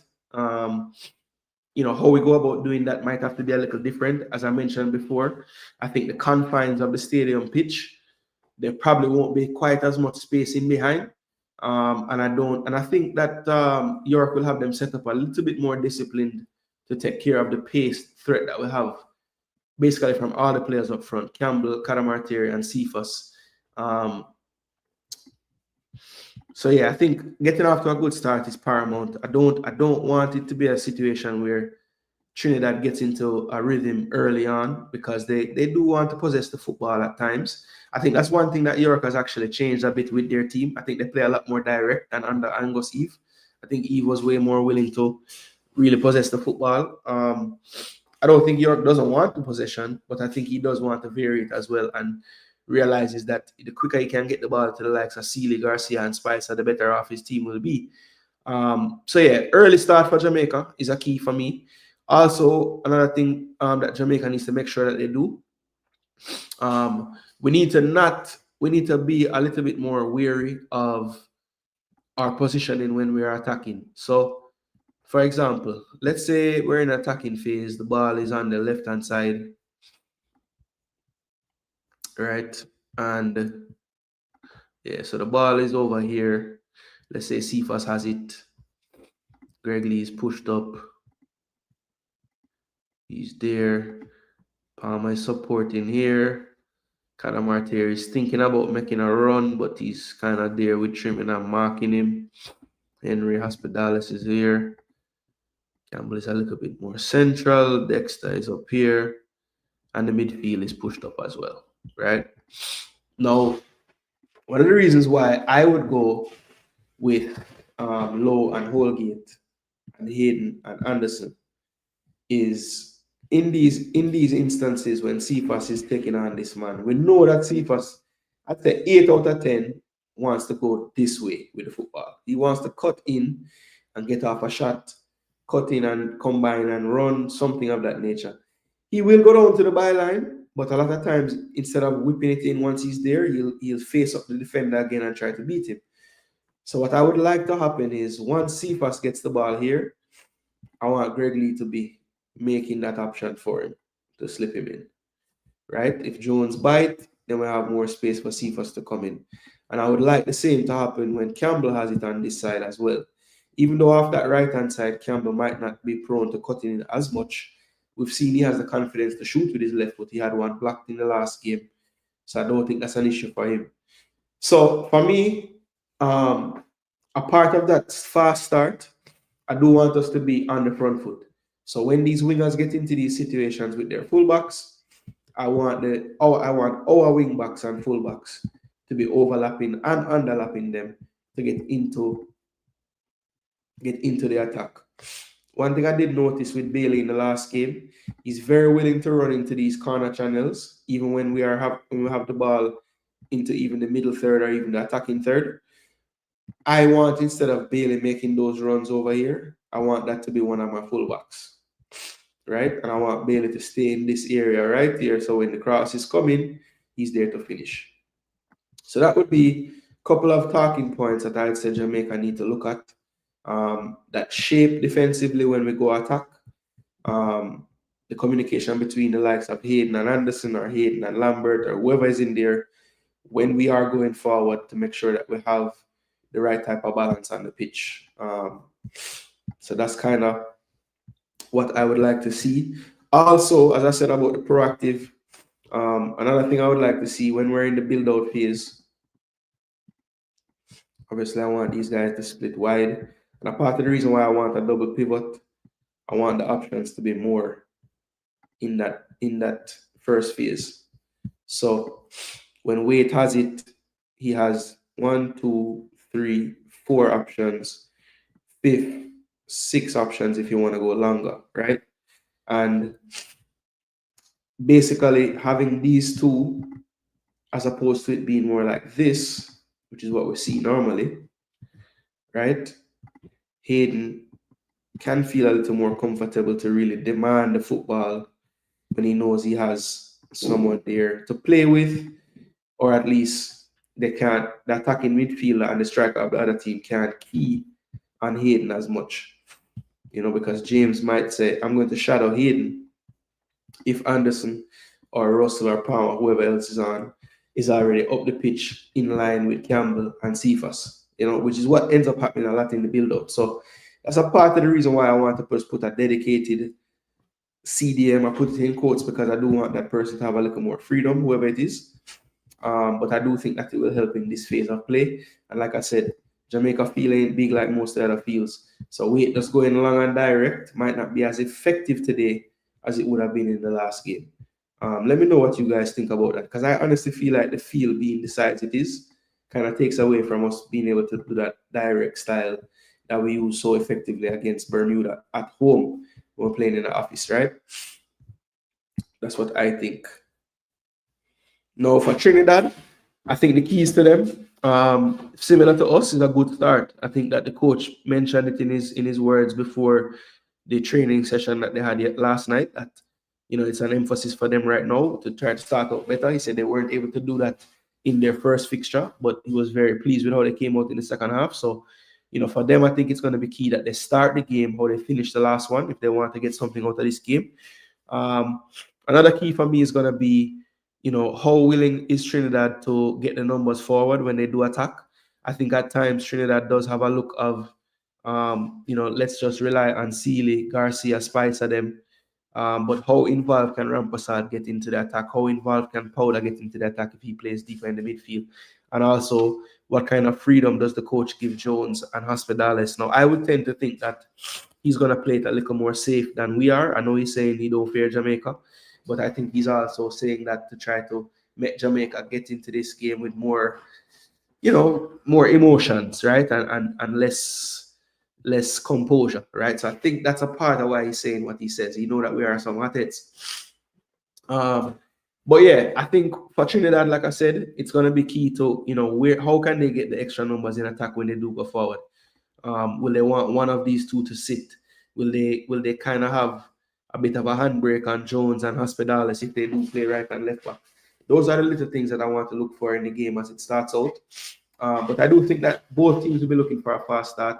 And I think for Trinidad, what they'll be looking to do as well is to, play Levi Garcia into goal scoring form, because he's yet to score this season, which is rare for him. He usually would have had a goal or two by now in a season. But yeah, he started out a bit slower this year in terms of the output, but he still looks a big threat. I just wonder if he's all the way fit right now. He doesn't look to have quite the same burst. I don't know if anybody else saw that like I did. Yes, he was still able to create chances because he's a good enough player. But I just feel like, when I look at Sealy and Spicer, you can see the difference in where they are in their seasons. Sealy and Spicer just look a lot more energetic to me. I don't know if you guys saw that, but I think it's going to be key for Levi to turn up. If they're going to win, he's going to have to convert at least one of those chances if he does get any today. And but I think for them the keys are quite simple, right? I don't know who they are yet, but two of the keys for me are going to be whoever replaces Phillips and whoever replaces Molino, because the roles that they play in this team are so crucial, I think, to them having a good display. So whoever York decides to put in their absence, I think you can count those two players as keys. And for me, the third key player is going to be Kobe Henry. Kobe Henry, to me, was outstanding in the game against Curacao. I thought that Trinidad is the one that I kind of knew before. Kobe Henry he plays for Real Salt Lake in the MLS, just got recruited. Apparently has a long line of Trinidad lineage. I think I heard in the first game that his dad or grandfather was once the strength and conditioning coach or something for Trinidad. So, his family is into the sport in Trinidad, and he's coming over and has pledged his allegiance to Trinidad for the future as well. He's only 21 years of age, so we have Bailey starting at forward and they have Henry starting at defense. 20 and 21 years, gets the bulk of his time this season in the MLS Next Pro setup.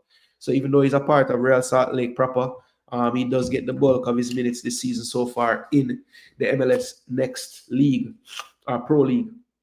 But he does have 3 appearances in the MLS as well. So I don't want to make it seem like he doesn't get any chance with the big team. But I was just very impressed by him. His composure for a 21-year-old was very good.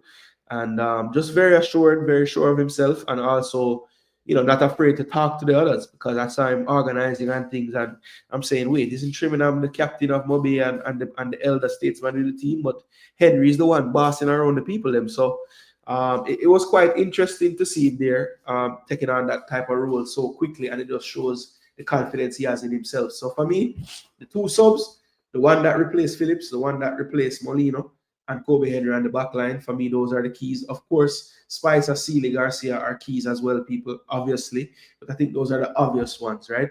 If Trinidad does anything tonight, that front 3 will have to play well. So it goes without saying. I just wanted to pick some people that maybe others might not highlight. So that's my 3. And then as far as Jamaica's team is concerned, we don't know the starting lineup yet. But if my predicted 11 is correct, I'm going to go out on a limb and say Jamali Waite is a big key player tonight. You know why? I don't think he was really forced to do much in the Bermuda game. And what he had to do, it was not the most convincing.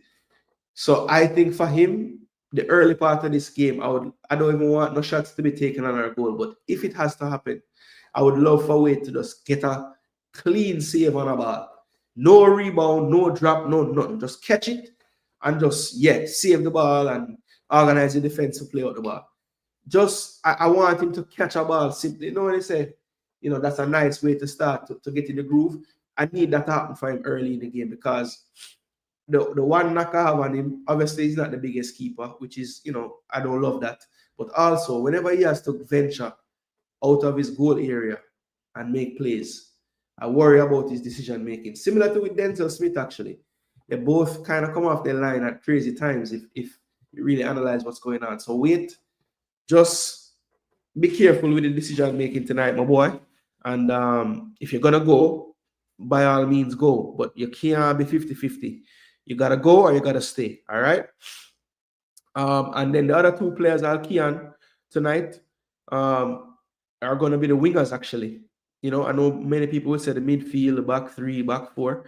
But to me, if Cephas and Campbell operate to an optimum level, then I think that Jamaica will have a very good day at the office, literally. So, I'm going to go with the wingers, Cephas and Campbell. I need them to be effective. I need them to get on the ball and create. And I would love if we can find them in behind as well and not always find them to their feet. Let's try to get them the ball with the defense backtracking so that they can score themselves or supply Bailey or the oncoming midfielders with a chance to score. All right, so for me, Jamali Waite in goal, decision making. Please, my boy, make the right decisions off your line. Please, please, please. And then the two wingers, people. The two wingers, Jamaica love wing play, so why not make them the damn keys to the game? We're a wing play specialist team, so the wingers have to show up if we're going to play well. Simple as. Yeah, man.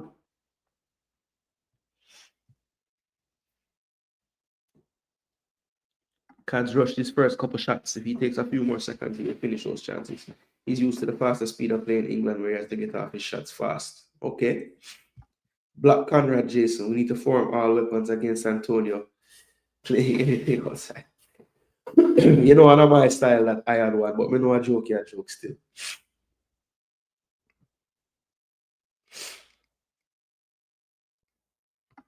When he was in France, coach don't know about DJ. He mostly watch Premier League, so unless JFF tell him about DJ, he don't know him. All right, Odell, well, we make sure the next time is an open press conference where we can get on Zoom, I will ask about DJ for sure, because I don't want to say it, people, but it's kind of me make the man think about Russell, no, bro. Because tell the man say him now use him head for not pick him, and then tell him about him friend, we're telling about him and all this madness, but then after a couple windows later, we see him, so you take the credit for that one then.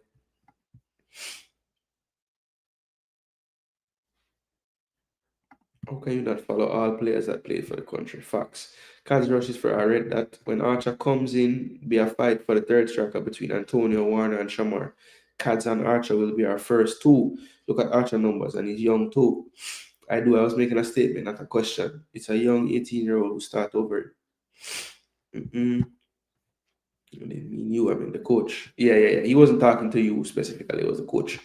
My country, me happy, bro. Can't describe. Yeah, Sean, big up to you, lot, man. Got the big win last night, so you're sitting atop the group.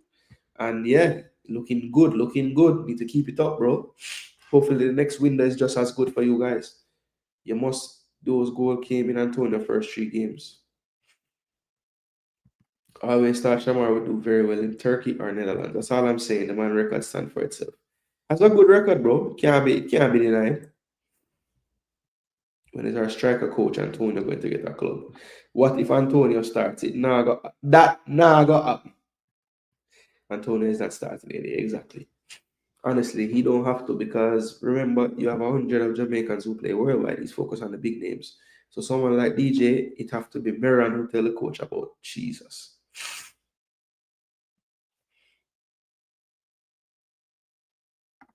Never seen a player get so much beating for a contribution in every 2. Antonio's goals are memorable goals. The goals I have, US and El Salvador, were classics. He scored Jay's first goal after 10 Copa America games. Antonio can't play over Brown. Grimmy seemed more on top of things to me. Of course. Samar's score versus everyone except Panama. Mad. Samar's best performance was versus Canada in the away leg to secure Copa America. What club was he playing for at the time? I think he was still in Moscow. Boza has to start, says Sheikah. Boza unfit now, says Logan. Boza started on the bench, Sheikah, says Owen. Hayden may not start due to yellow card. What? Nah. But Markland, if he wouldn't start due to having a yellow already, well, what's the point of bringing him on? Suppose you get a yellow when you bring him on. Then you just wasted the first 60 minutes of not starting him. You know what I mean? Game time off the bench for Boza.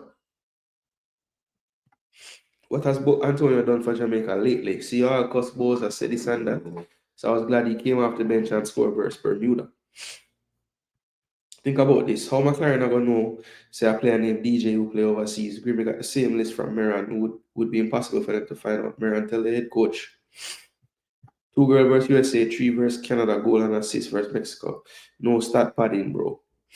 Of course, some of them 28 goal contribution is Nations League B, bro. Like, if it's 28 goal contributions, you got like 10 of them in that Nations League B. So, I mean, we can't act like that didn't happen. It did happen. And that's fine. Whoever you play, you need to be doing stuff. So I'm not going to beat him for scoring against the Nations League B teams. Hayden is the most important player. Agreed. Odell, the coach keep mentioning Simon. Yeah, man, Simon is definitely helping with the tracking of players and stuff. It's quite obvious. Not saying he should start and even play. Just saying people should put some respect on Antonio's name. Would I like to see Hayden play and agree with that? Would have been nice. Big up Texture. Yeah, man, I will. I won't stop, bro. So basically, if you're not on the JFF and Marion Garden good book, you're not getting a reference unless the coach review before. It kind of looked like that's what's going on low. We need 2 goals in the first 30. That will settle us and we can go and bounce back. Yeah, feelings is a part of it, bro. It's sad, but it's true. Because I hear say a man that getting picked because him hurt a man feelings. And that's mad. Jamaica is a shit side, bro. Cha-cha. Hey, what Jamaica do you? I would use Antonio over Boza as a second half replacement. Reason he has a good record against TT, plus he's a bully against the defenders. Jack Drummond actually disagree with this take. Because I would definitely play Boza over Antonio right now. Antonio isn't in any form. It's hard to say who is the best striker. If we're using goals alone, Boza is the best. If we're using all the attributes of a complete good player, Kadamar Terry is the best we've had in a while. I want Campbell and Cat score sheet for their personal motivational purposes. I just want them score for purposes of like being liked more by the fans. That's me. Jack, as much as I don't think Boza is the starter, it would be crazy to use Antonio. Absolutely. Antonio never played Trinidad, says Rob, so I'm not sure what that means. No, man, Antonio played Trinidad in the Gold Cup, didn't he? When we beat them 4-1 or whatever it was. He never played a game there. My ball Dixon had a game with an unusual amount of misses versus Dominica. Everyone has those games. Let's see how Cavs does today. Jamaica will surely get 2 penalties. Damn. Yeah, man, he can cross well. Good left foot.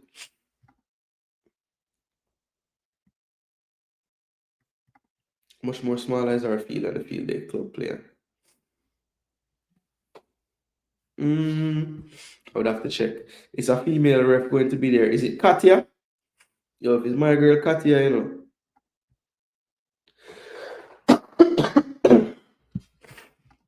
Let me see if I can find the referee already.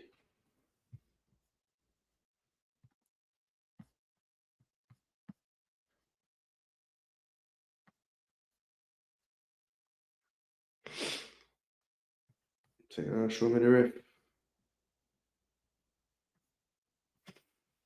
Not there.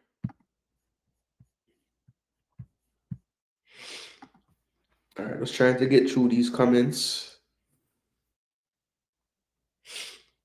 We cannot give up the half chances we gave Bermuda. I agree.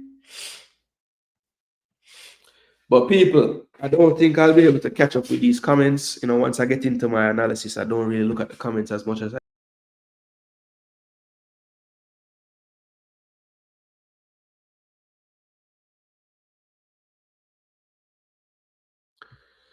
Yo, the man, them take me away, people. I don't know what that's happening a while ago. But big up to yourselves. Thanks so much. Thanks so much for all the support on today's show. We should be well over the 100 likes. Let me make sure. All right, wonderful. We did our job today, people. And yeah, strikers should be rewarded for scoring. That is true. That is true. So you said Bianco Neri, you start Bowser tonight then. Because he did score the goal and the other guy missed the goals then. Shika 11, Wait, Lembe, Low, Holgate, Lee, Hayden, Russell, Palmer, Cephas, Campbell, Bowser. All right, so keeping the same midfield, taking King out for Holgate and taking Cadamartier out for Bowser. All right.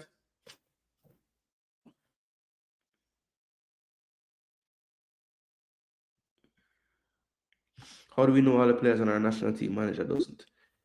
Sad. I like Webster. Yeah, he looked good in his cameo. Energetic, very good left foot.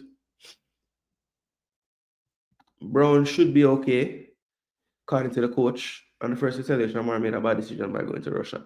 Jamaican players never do well in that country. Wanna brown food, get them. Let me know, Bianco Neri, boss, if you are starting in this game. Because he was the one striker that scored, so is that his reward to get the start? Funny thing, Shamar first goal for Jamaica was versus USA, and similar to Antonio versus USA. Yeah, same kind of bomb shot. True. Came back on YouTube after the game. If he starts, send me your social media info and I'll like you there and send you the funds. I'll link you there and send you the funds. Bless up, Grimy. What go on? Grimy, you don't know, if Jamaica not go a World Cup, we still are going, no? With or without Jamaica, I would start the same 11. Let Bowser forward on in the second half. Fair enough. Yeah, you're right. He got an assist. A player not getting selected because he hurt a man's feelings. By that logic, Leon Bailey should be banned from the national team, right? Oh boy. If we're going to win this game, Cephas has to be better in getting others involved in the game. BM, if Bailey wasn't who he is, that would reach him. Good morning, my general. For me, anyone start is okay. For me, it's not a one-man effort, it's a team effort. And as long as we get the win, that's the best thing. So it doesn't matter who start. All right, Owen, big up yourself. For you said, no matter what, support is maximum. You know, like female ref, give the call so easy and make decision. Yo, that's one thing, that Katia lady from Mexico, if it's she no ref, so brother. It's like you have to dead forget a call. I believe they will use the Guatemala blueprint and play us. Okay. Can they play like Guatemala though? Simon definitely no DJ. So our feelings, man, I carry. Hope feeling can carry us to World Cup. Well, I wouldn't be surprised if you talk to him and he tells you it wasn't worth it. You can't be pound wise and penny foolish. Respect Mario Logan. So Bianco Neri boss said, Bowser for the start. All right. If Bowser start, me not go, don't watch the game, It will be okay, But I just would have bring him off the bench again. Bowser can't play 30 minutes right now. I'm unfit. Who in the chat going to stadium? Yeah, man. So, yo, drop a thumbs up in the comment section if you are going to be in the stadium tonight. And if you are, take some pictures and send it on so we can put it out, Show people how the place look. The Discord and the YouTube community tab and all them things. How ironic, Shamar has more goal for Jamaica, yet he's not clinical in front of goal. There's no comparison between Antonio and Shamar. All right, people. It's time for my next dose. So I'm going to take some medicine, go lay down in my bed and try to build back some energy for later. Because I won't be streaming live, people. I don't think it's right for me to be on here trying to commentate the entire game and make up their noise. I've already done enough today in terms of talking. So I'll be giving JD a strength and IMAX it football later. He say he wants to do an open panel for the game. So hopefully I can get on there with him and give my takes there. So people, if you haven't already, drop a subscription to this channel and all the content creators that pass through today. Eddie Gooner, Next Up Sports Talk, We Maxi Football, I Maxi Football pass through. Who else me seeing in the chat? Reggae Boys, girls and boys and girls supporters. Me not say one umbrella boss today. I guess me don't know, my thing not hype enough for something, or maybe I'm busy because a lot going on, preparation for the game. But yeah, people, that's it. Later on, I will give you my score prediction. Before seeing a score, I'll just predict that Jamaica going to win the damn game.